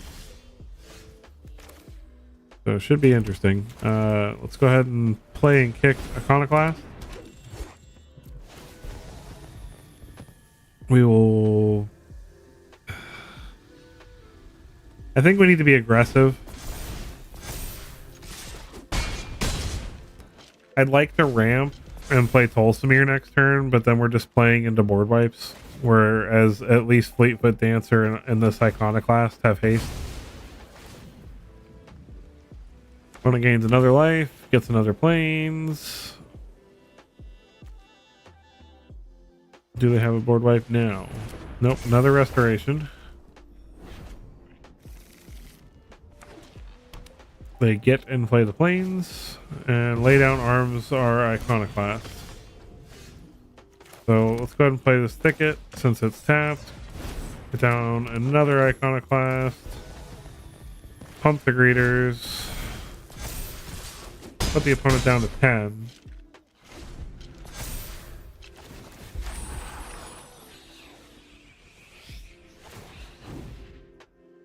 Opponent flips their Gonjo. Gains a life. Goes and gets another planes.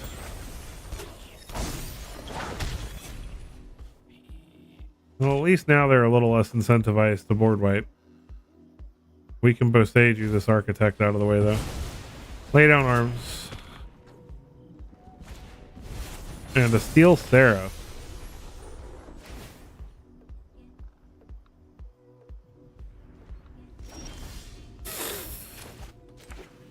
Interesting.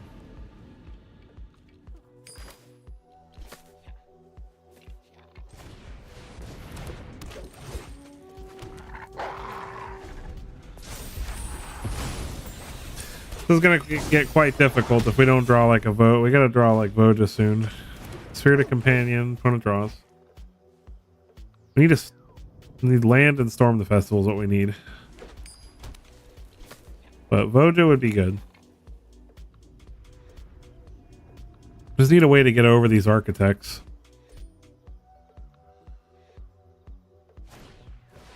Wedding announcement. Okay, so we probably don't have to worry about board wipes, at least for a little bit. The opponent is going to be wanting to keep their board around. No life gain, surprisingly. I would think that they would have given something lifelink, to be honest. There's Storm the Festival. So let's play Fleetfoot Dancer and attack with these two.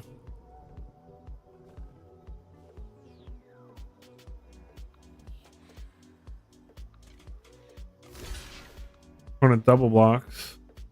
We're going to make 2 spirit tokens. Well, we get in for 5. So they're at 6. If we draw a land, Storm the Festival could easily win us the game.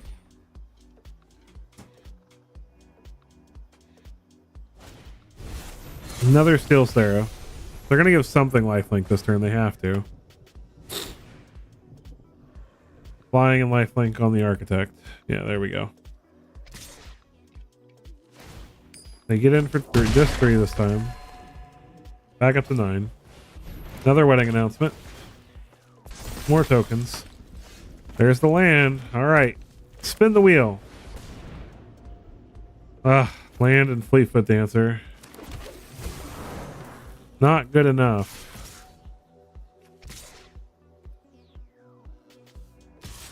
I'm going to go like this, and I'm going to force Architect to block Voja. So this at least makes it so they have to make some unprofitable blocking choices. See how they choose to block.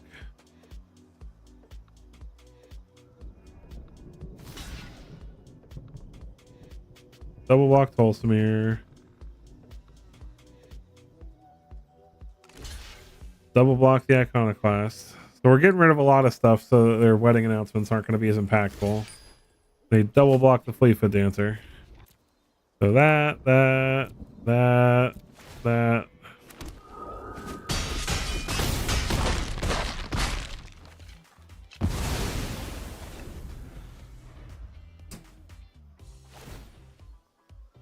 Opponent goes to combat. Gives that lifelink, I imagine. Yep.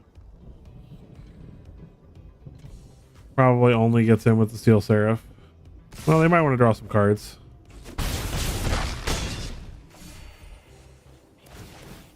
That's good for us. With less creatures on the board, so.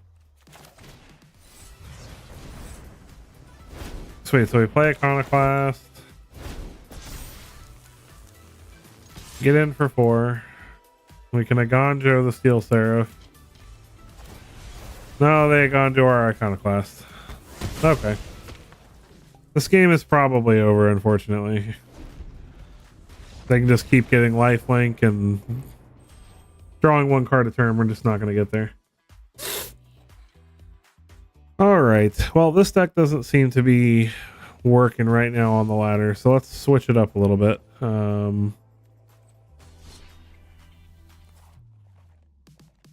Let us try some Super Friends. Everybody loves Super Friends.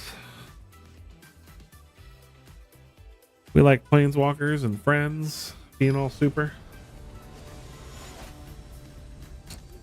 LOL Bert Zero. All right. How's it going, Mr. LOL? We get to go first. This is fine. We're not playing Planeswalkers. We're just removal tribal. Swamp. Play a bat. I dare you. Get out of here with your bats.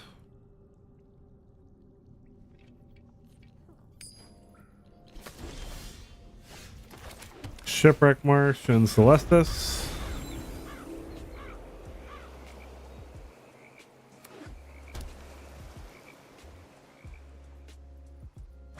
Feeling like we're nice and set up right now. Spyglass Tyrant.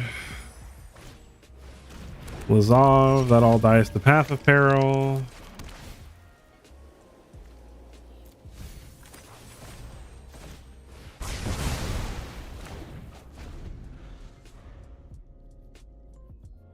And eventually we'll draw some of our friends and start getting some value. Another Deep Cavern Bat. They can take our Go for the Throat, but we'll just Path of Peril it away.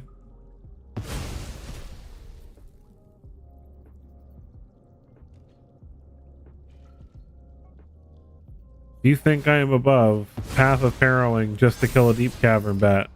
You are wrong. I am not. Although, getting an Ashiok down.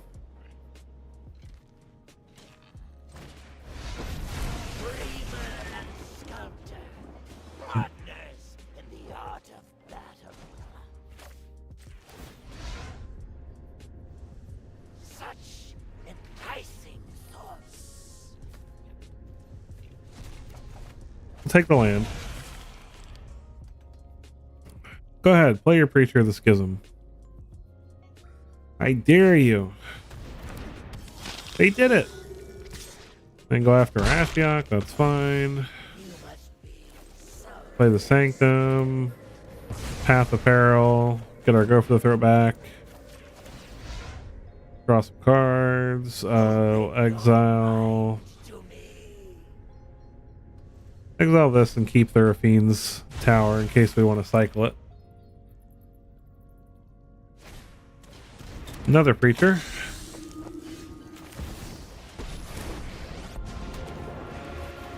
This is Nope. my home, and I don't appreciate it. I've always This is my home. I don't appreciate you being here.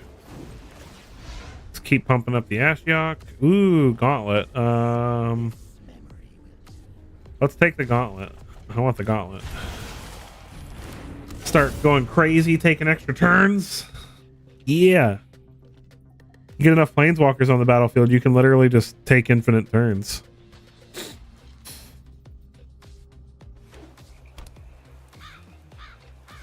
I have done that a few times. Well, opponent's going to power up their Reef.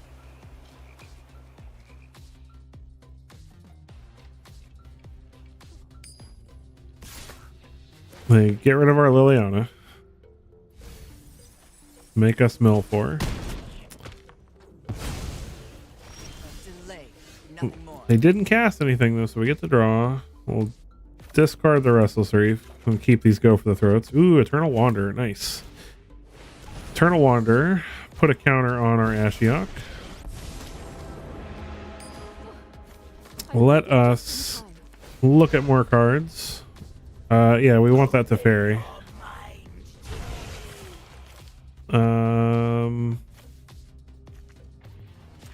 Let's just proliferate.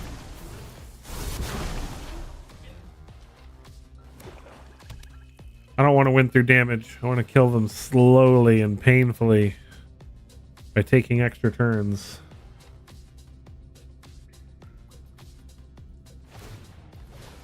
Go for it. Bye-bye.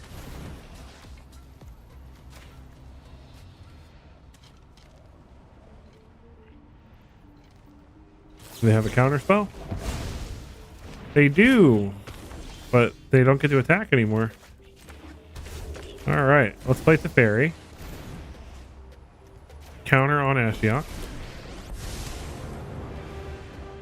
Let's see. So, what is this? 12 to take an extra turn? So, we.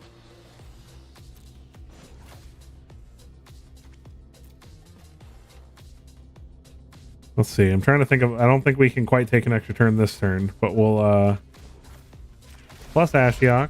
See what's on top. Ooh, Jace. So we'll exile Sunfall. Take the Jace. Play it for full. Put the counter on Ashiok.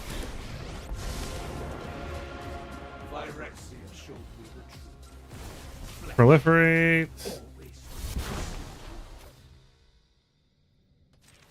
We'll look at the top three. Okay, yeah. The opponent's like, I'm not sitting through this. Oh, but it's so fun.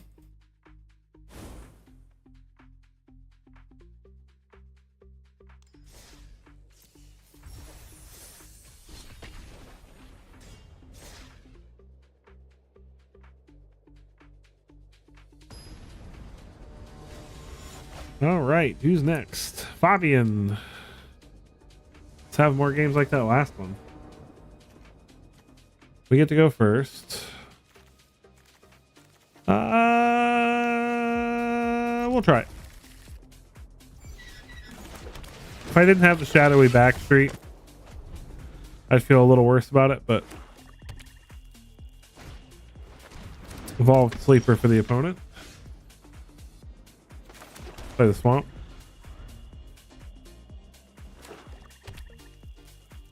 Opponent plays another swamp. Pumps up their sleeper, it looks like. Yep.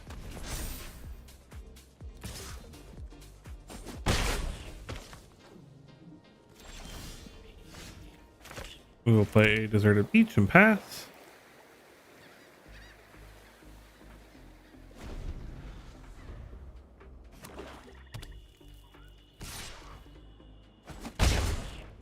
Opponent gets in, no pumps.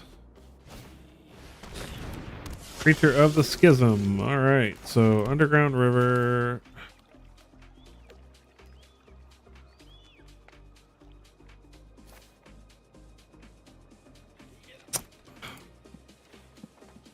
I think I actually want to play Kaito here. With the right tools, Draw and discard. now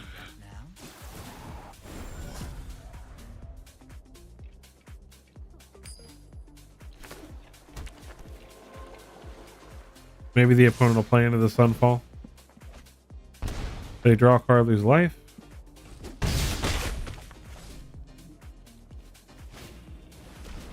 Oh no, they're gonna snatch our Sunfall. No. Oh, I hate you, Deep Cavern Bat.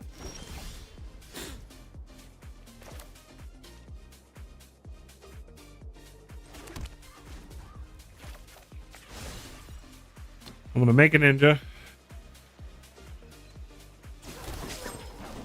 I got someone on the inside who can help. One has cut down.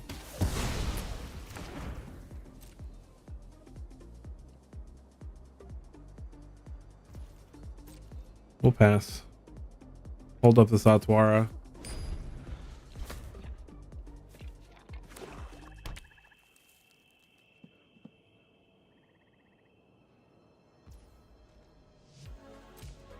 Probably losing our Kaito this turn, unfortunately.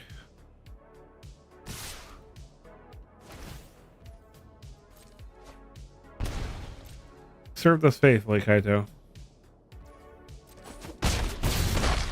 Losing the Sunfall was quite a downer. But maybe they'll play... Hey, there we go. Oh boy, I messed up. That's fine. Because they make a bat, we get... That makes our token bigger. So actually, that's fine. Get out of here. Now they can bat one of our planeswalkers, but we've got 3 good ones, so... Good luck choosing.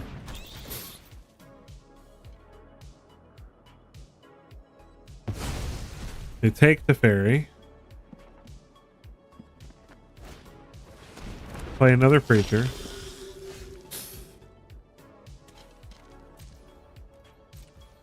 I'm gonna pass.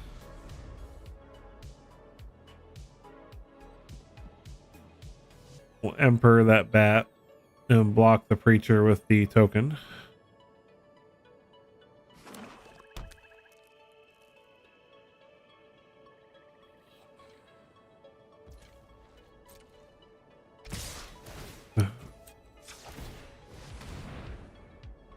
See if they have removal.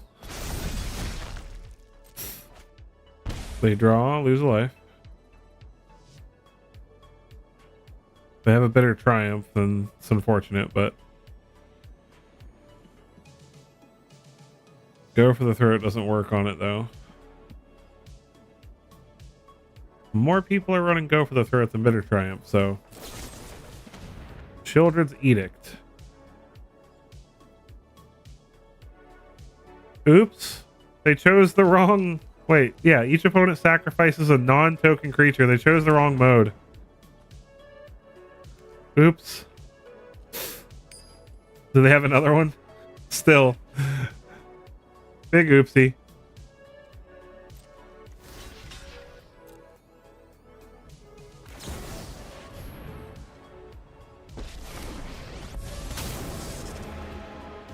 Now you've done it. Hat's coming off. Exile the bat.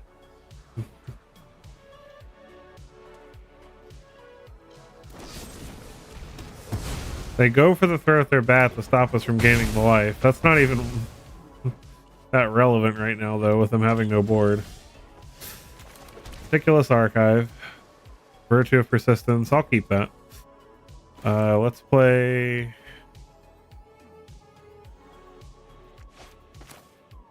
Let's play Sorin. Make a vampire. Put a counter on it. It gets it out of Virtue and go in cut down range. Start gaining some life back, maybe. Yep, they had a Virtue of Persistence, so I'm glad that I did that. So what do they have? They've got bats. We don't have any creatures to get back, so.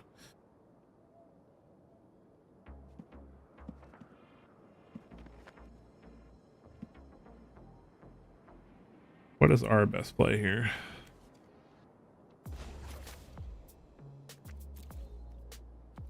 I think our best play is to get in with this. Look at the top. Sunfall. Do we want to lose 5 life? No. Let's play Teferi. I'm finished running from battles I might not win. Let's make a 2/2. Nobody knows the past better than me. Put another counter on this. Pass the turn. Opponent can get their bat back, which will take our Virtue, which is fine.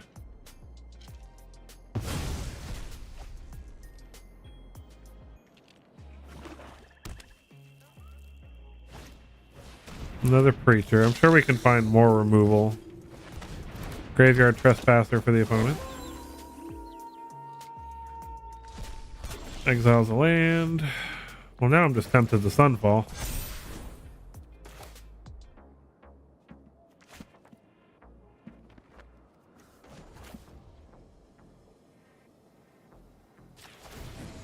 Let's draw a card. Another mysteries. See if they want to block before we Sunfall. If they take the damage, then that's great for us.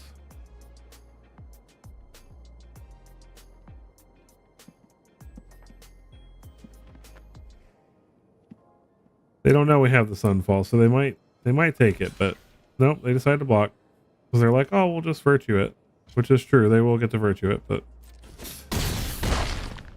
still get in for 4 because they don't block with the bat. And then we will, before we do that, let's go ahead and look with Sorin. Celestis. Yeah, let's take that. Play Celestis.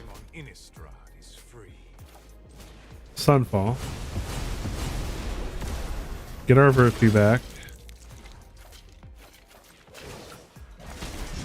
Make a knight. We must protect the people. Opponent gets their Preacher back, but we're not really that worried about that. Shieldred. Now that's a problem. Yep. Jace. All right. How do we deal with this? So how many cards do they have? 40? That's a lot. I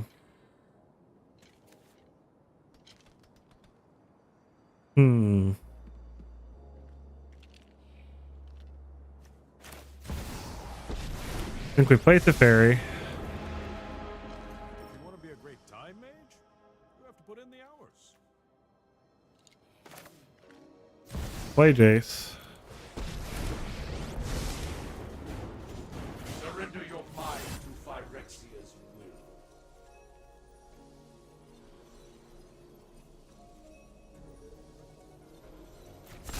Well, I didn't. I should have tapped my Celestis.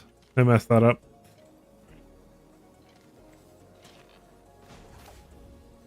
Let's make a spirit. Who's that handsome devil?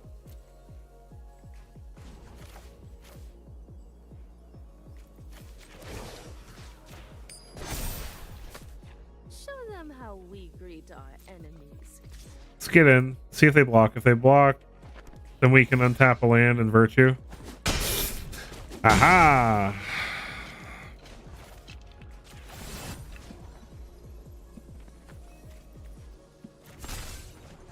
And some think time only flows in.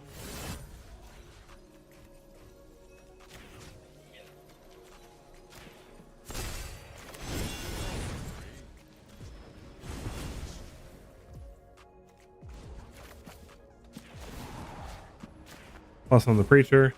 Now they get to get their shielded back, but at least they don't get to attack with it this turn. It gives us another turn to find a more permanent answer to it. Cruelty of Gix. We don't have anything in hand. They search for a card and lose 3. What do they get? They have 3 mana left. Do they have something for 3 mana that can wreck us? I doubt it. They're at 10. We're pretty close to being able to just kill them if we play properly. We've got Restless Reef and a 3/3 here.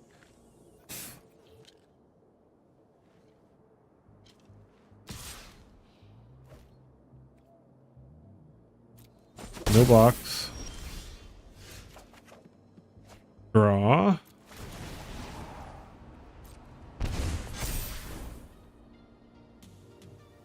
All right.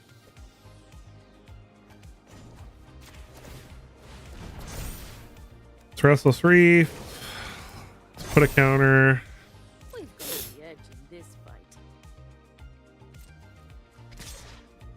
Get in for 5. We'll mill them.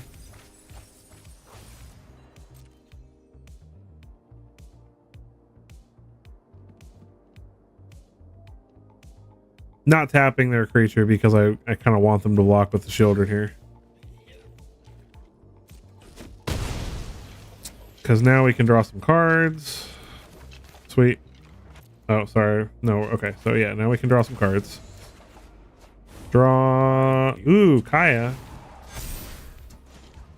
Let's tap this for black.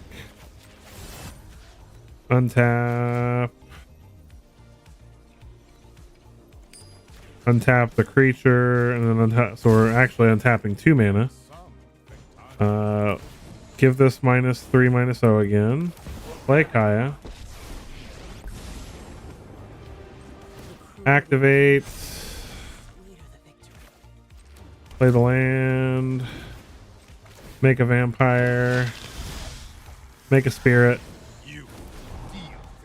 Monsters know better than to hide under the They shouldn't be able to deal with this anymore.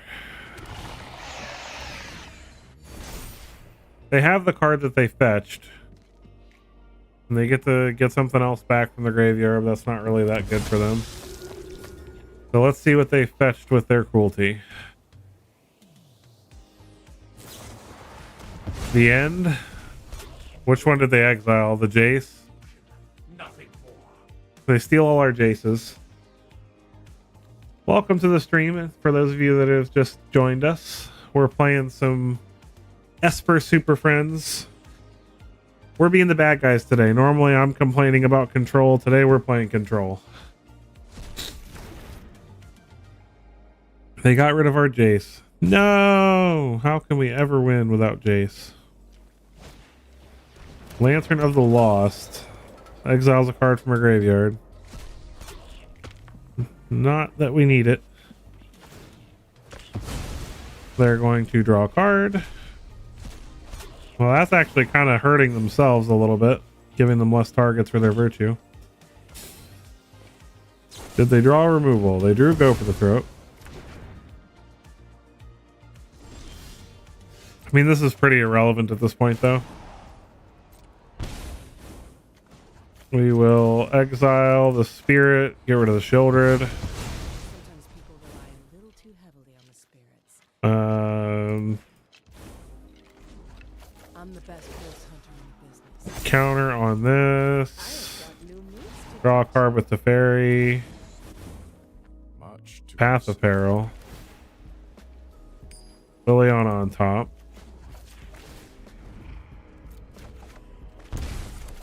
Pay 3, play Lily. We just have all the planeswalkers. with the mysteries. Sack a creature. Haven't you ever heard of personal space?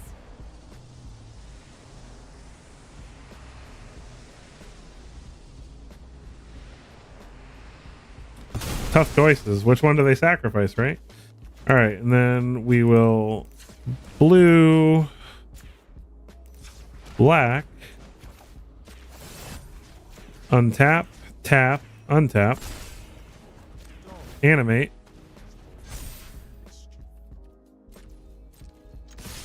get in there. We'll mill our. I'm gonna mill ourselves because I don't want them getting any more Shieldreds in the yard. Finding a way to come back from this. And then pass the turn. That should do it. Yep. Swamp. Attack whichever planeswalker you like. Yep. GG's.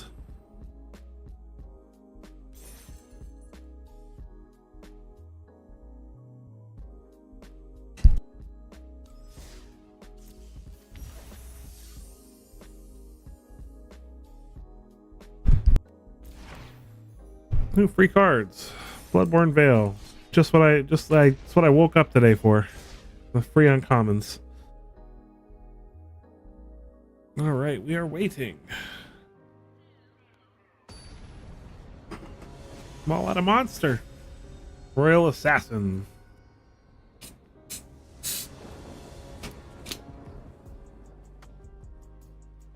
Opponent goes first. I like this hand. We'll keep.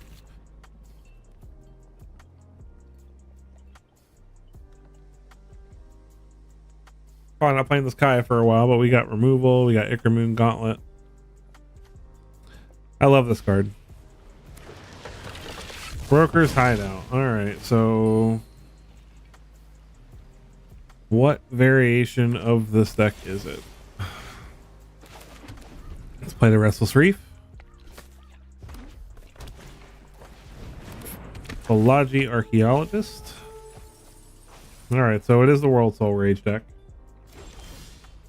This might be a little harder for us. Let's go ahead and play a Ganjo.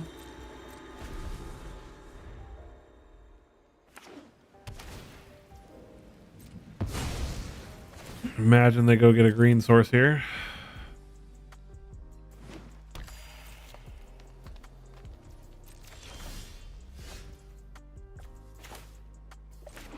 Play a Shipwreck March, play an Ichor-Moon Gauntlet.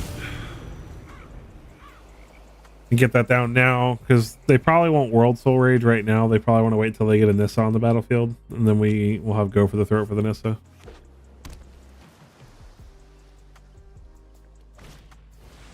Ill-timed Explosion. They might just draw the two. Yep. Shattered Sanctum. Pass turn. At this point, they may World Soul Rage just to ramp for 3.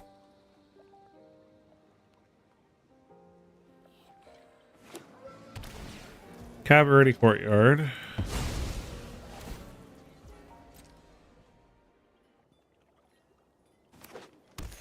Gets another forest.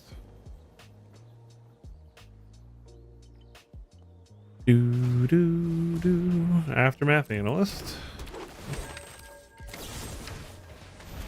Definitely go for the throat that now.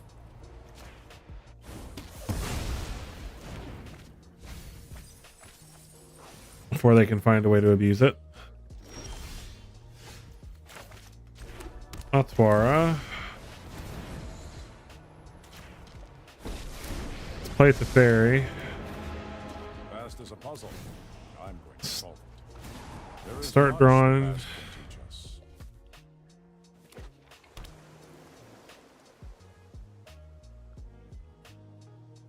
Opponent has a lot of lands in the yard to get back with World Soul Rage, so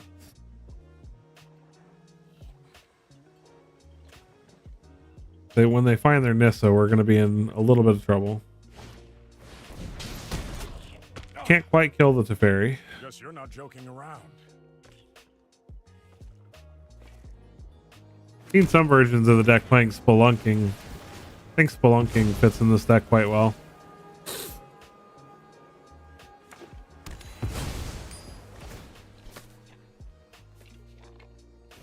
Yada yada yada. Fetch your lands. This deck's almost more boring than my deck.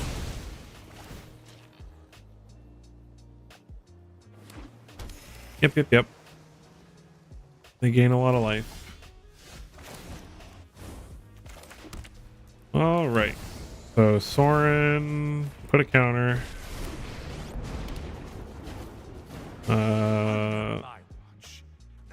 Let's look at the top card.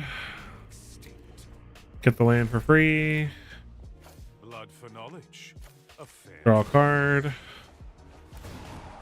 that is an interesting fact. If we can find an untapped land, we can play Kaya. Kaya has hexproof, so they can't kill Kaya with a World Soul Rage. They could doppelgang here for an okay amount. Nope, Virtue of Strength. And now they can play the Virtue of Strength. That's a problem. We need an untapped land like right now. That's a lot of mana. Aftermath Analyst.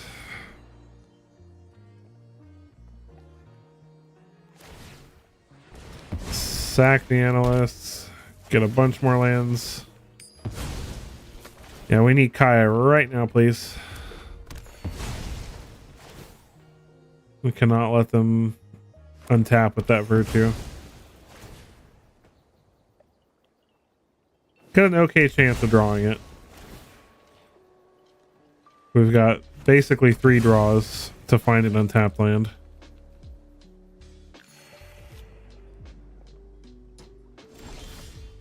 That's not it. Let's draw. That's not untapped, unfortunately.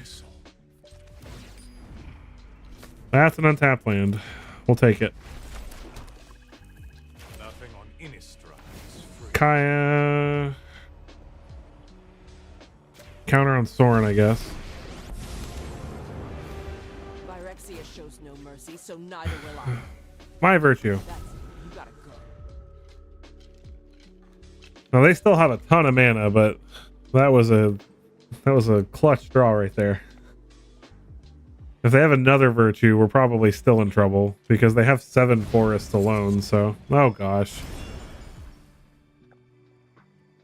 Yeah, we're probably still dead.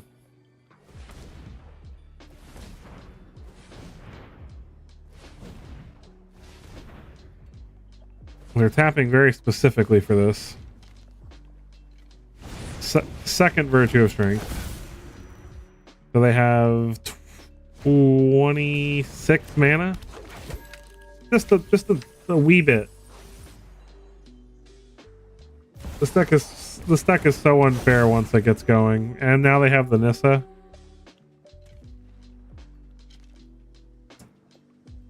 If they don't have World Soul Rage in hand though. So they get all that stuff back. Make a crap load of mana with Nissa. They're probably running out of basics at this point though.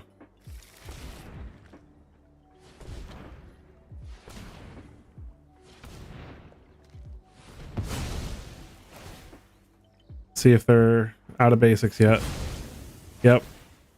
Alright, so they're out of basics. If they can't kill us this turn, we might actually have a shot. Hey, what's going on, Joseph? Yeah, I do play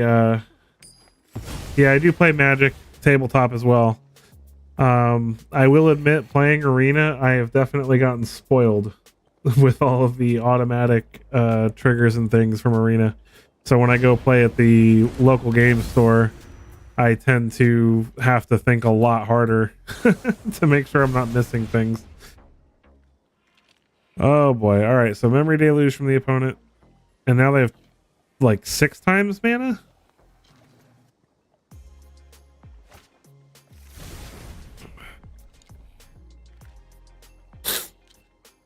They've only got 19 cards left, actually. So I can, if they don't kill me this turn, hear me out. If they don't kill me this turn, I can play Jace and proliferate him into Oblivion with the other Planeswalkers and then mill them out. They just milled a World Soul Rage. They've got 2 in the yard. None in exile. They make a bunch more mana with Nissa. They still have a ton of mana. But I feel like they would have just World Soul Raged us already because they had enough mana to kill us like outright a while ago.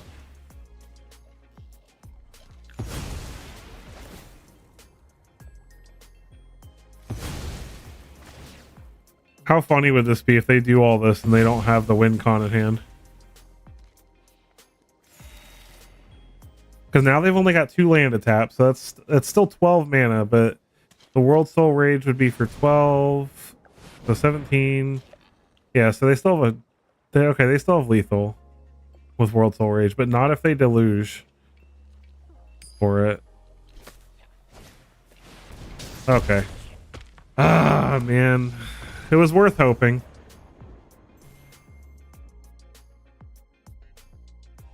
What a frustrating way to lose. But I mean, I don't care. I sit and I make them do it. Like if they want to play a deck that takes 1,000,000 years to win, I'll make them sit there and do it. So sorry to those of you that have to sit through all that. I try not to scoop it up unless I am sure I do not have a path to victory, but in that particular instance, if they didn't have a way to kill me or they got greedy or something and tried to wait a turn, I could have just milled them out with Jace. So opponent goes first. 2 Ichor Moon Gauntlets and a Celestis. Not having any removal feels pretty bad, so we're gonna mulligan. This feels much better. We'll keep and we'll put a swamp back.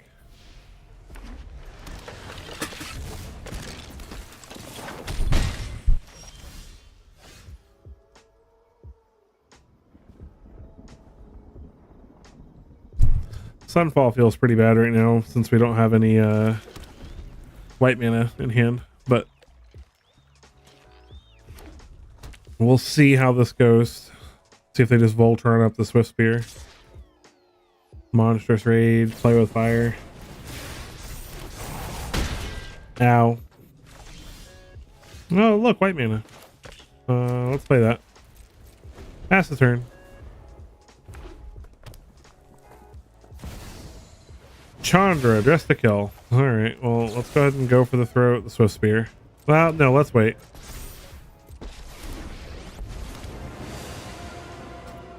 Whoa, I've never crashed a wedding like this before. Because they may use the 1 mana to... Okay, so we'll kill this one. Love to.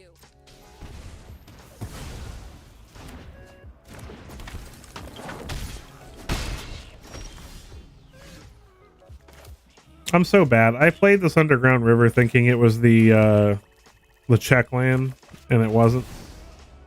So now I'm taking pain every turn when I could have just played the swamp. So if I lose this game, that's probably why. I've always hated clowns. Oh, I've got oodles of patience. Squee is annoying. Like, Aw, you're looking a little... yeah. My play mistake of playing that pain land first. That's probably costing me this game. There are many secrets I don't know. It's like your defenses aren't even there. See if we can find a white mana for the Sunfall, but I don't even think that's going to be good enough. That's what I get for not looking at my cards better. Bloodthirsty Adversary. Yeah, we're toast. GG mono red. I think even without the play mistake, though, we were probably dead there. Mono red is a tough cookie for control. Give me Boros Convoke all day long, though. Tank ready. Opponent goes first. We don't have double black for Sorin right now. Yeah, I'm not loving this hand. It's mulligan.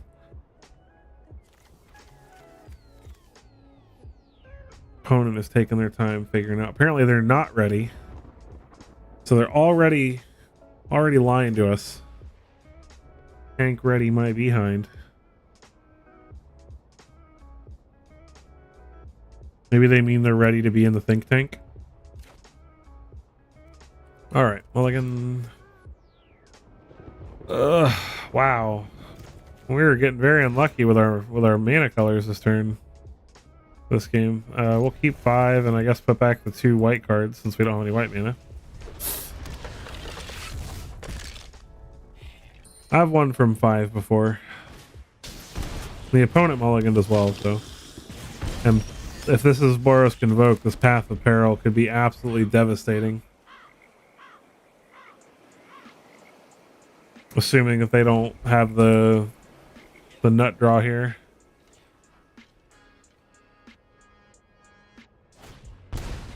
Novice Inspector. Now if they go Gleeful Demolition into Knight Errant, we're in trouble. Okay. We're fine with that. We just need another black source.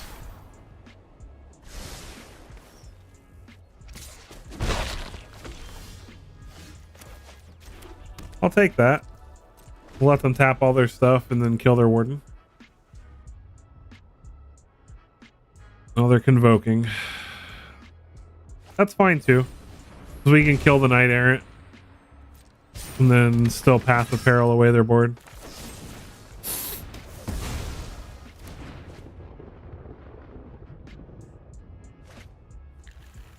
They find an Epicure and a Recruiter. Pretty good hits. Ah, goodness. Alright. I'm not going to waste time getting stomped because I can't draw lands. Sometimes you mull to 5 and you just don't find them.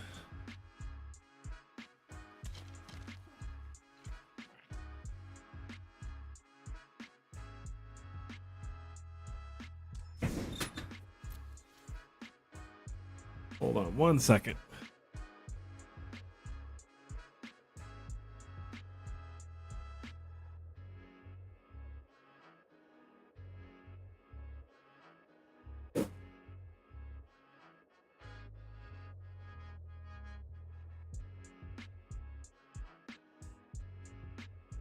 Some kind of weird bug on my light.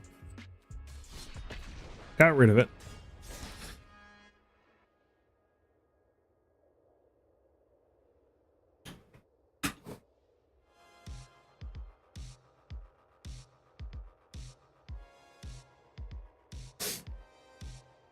Who's next?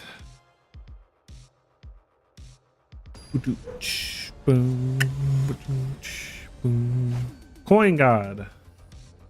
All right, Coin God. Be our last match of the night. They get to go first. This is a pretty good hand. Got removal, board wipes, super friends, more mono red. Kamana faces Kakazan. Let's get this reef down. And Virtue, whatever they play here. Ginger Brute. Interesting, so not mono red.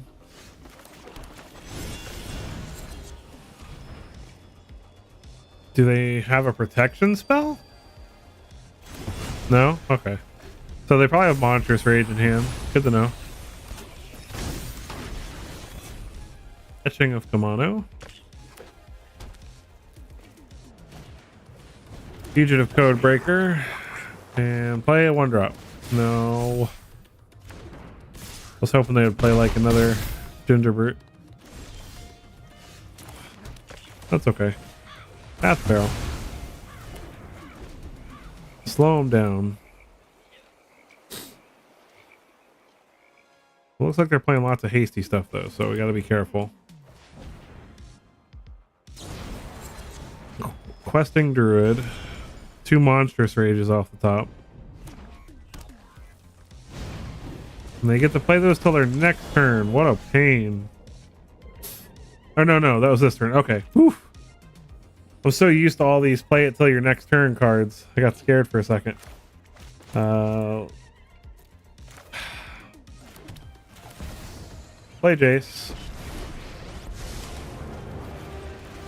-3, -0 till my next turn. Doosh.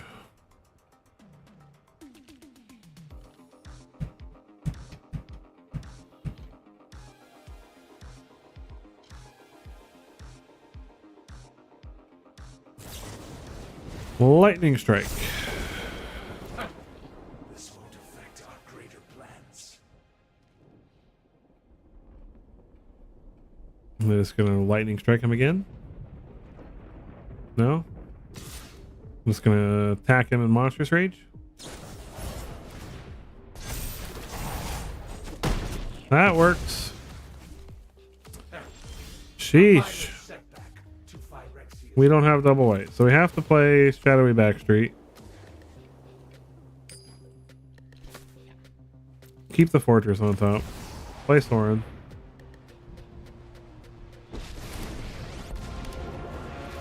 Let's make a Vampire. Try to keep our life total healthy. I bring my own army. And Sunfall this following turn.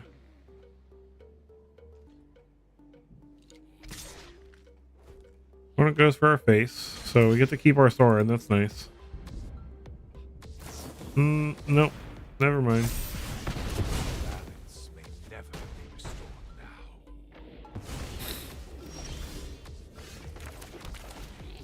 But we get rid of their Druid.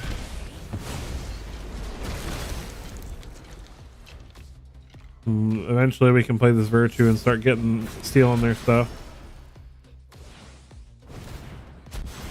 Flip the Code Breaker and draw 3. That's pretty good for them.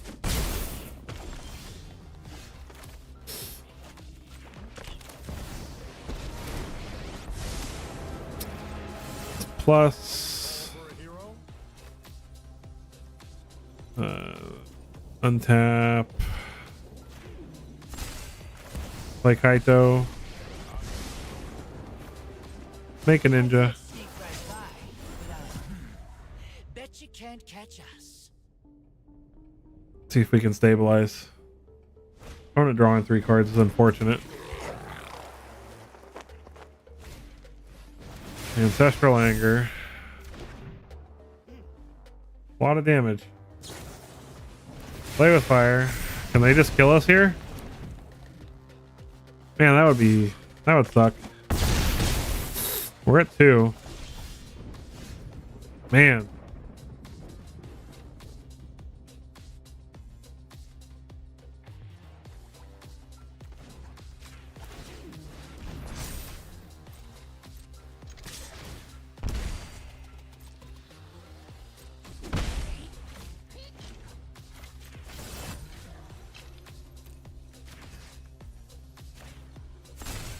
Untap like this.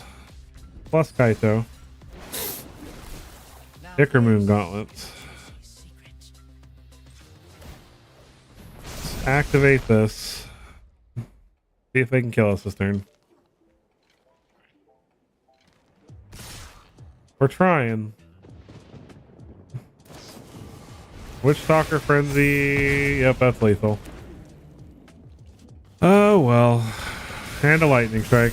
Extra super lethal. Hooray!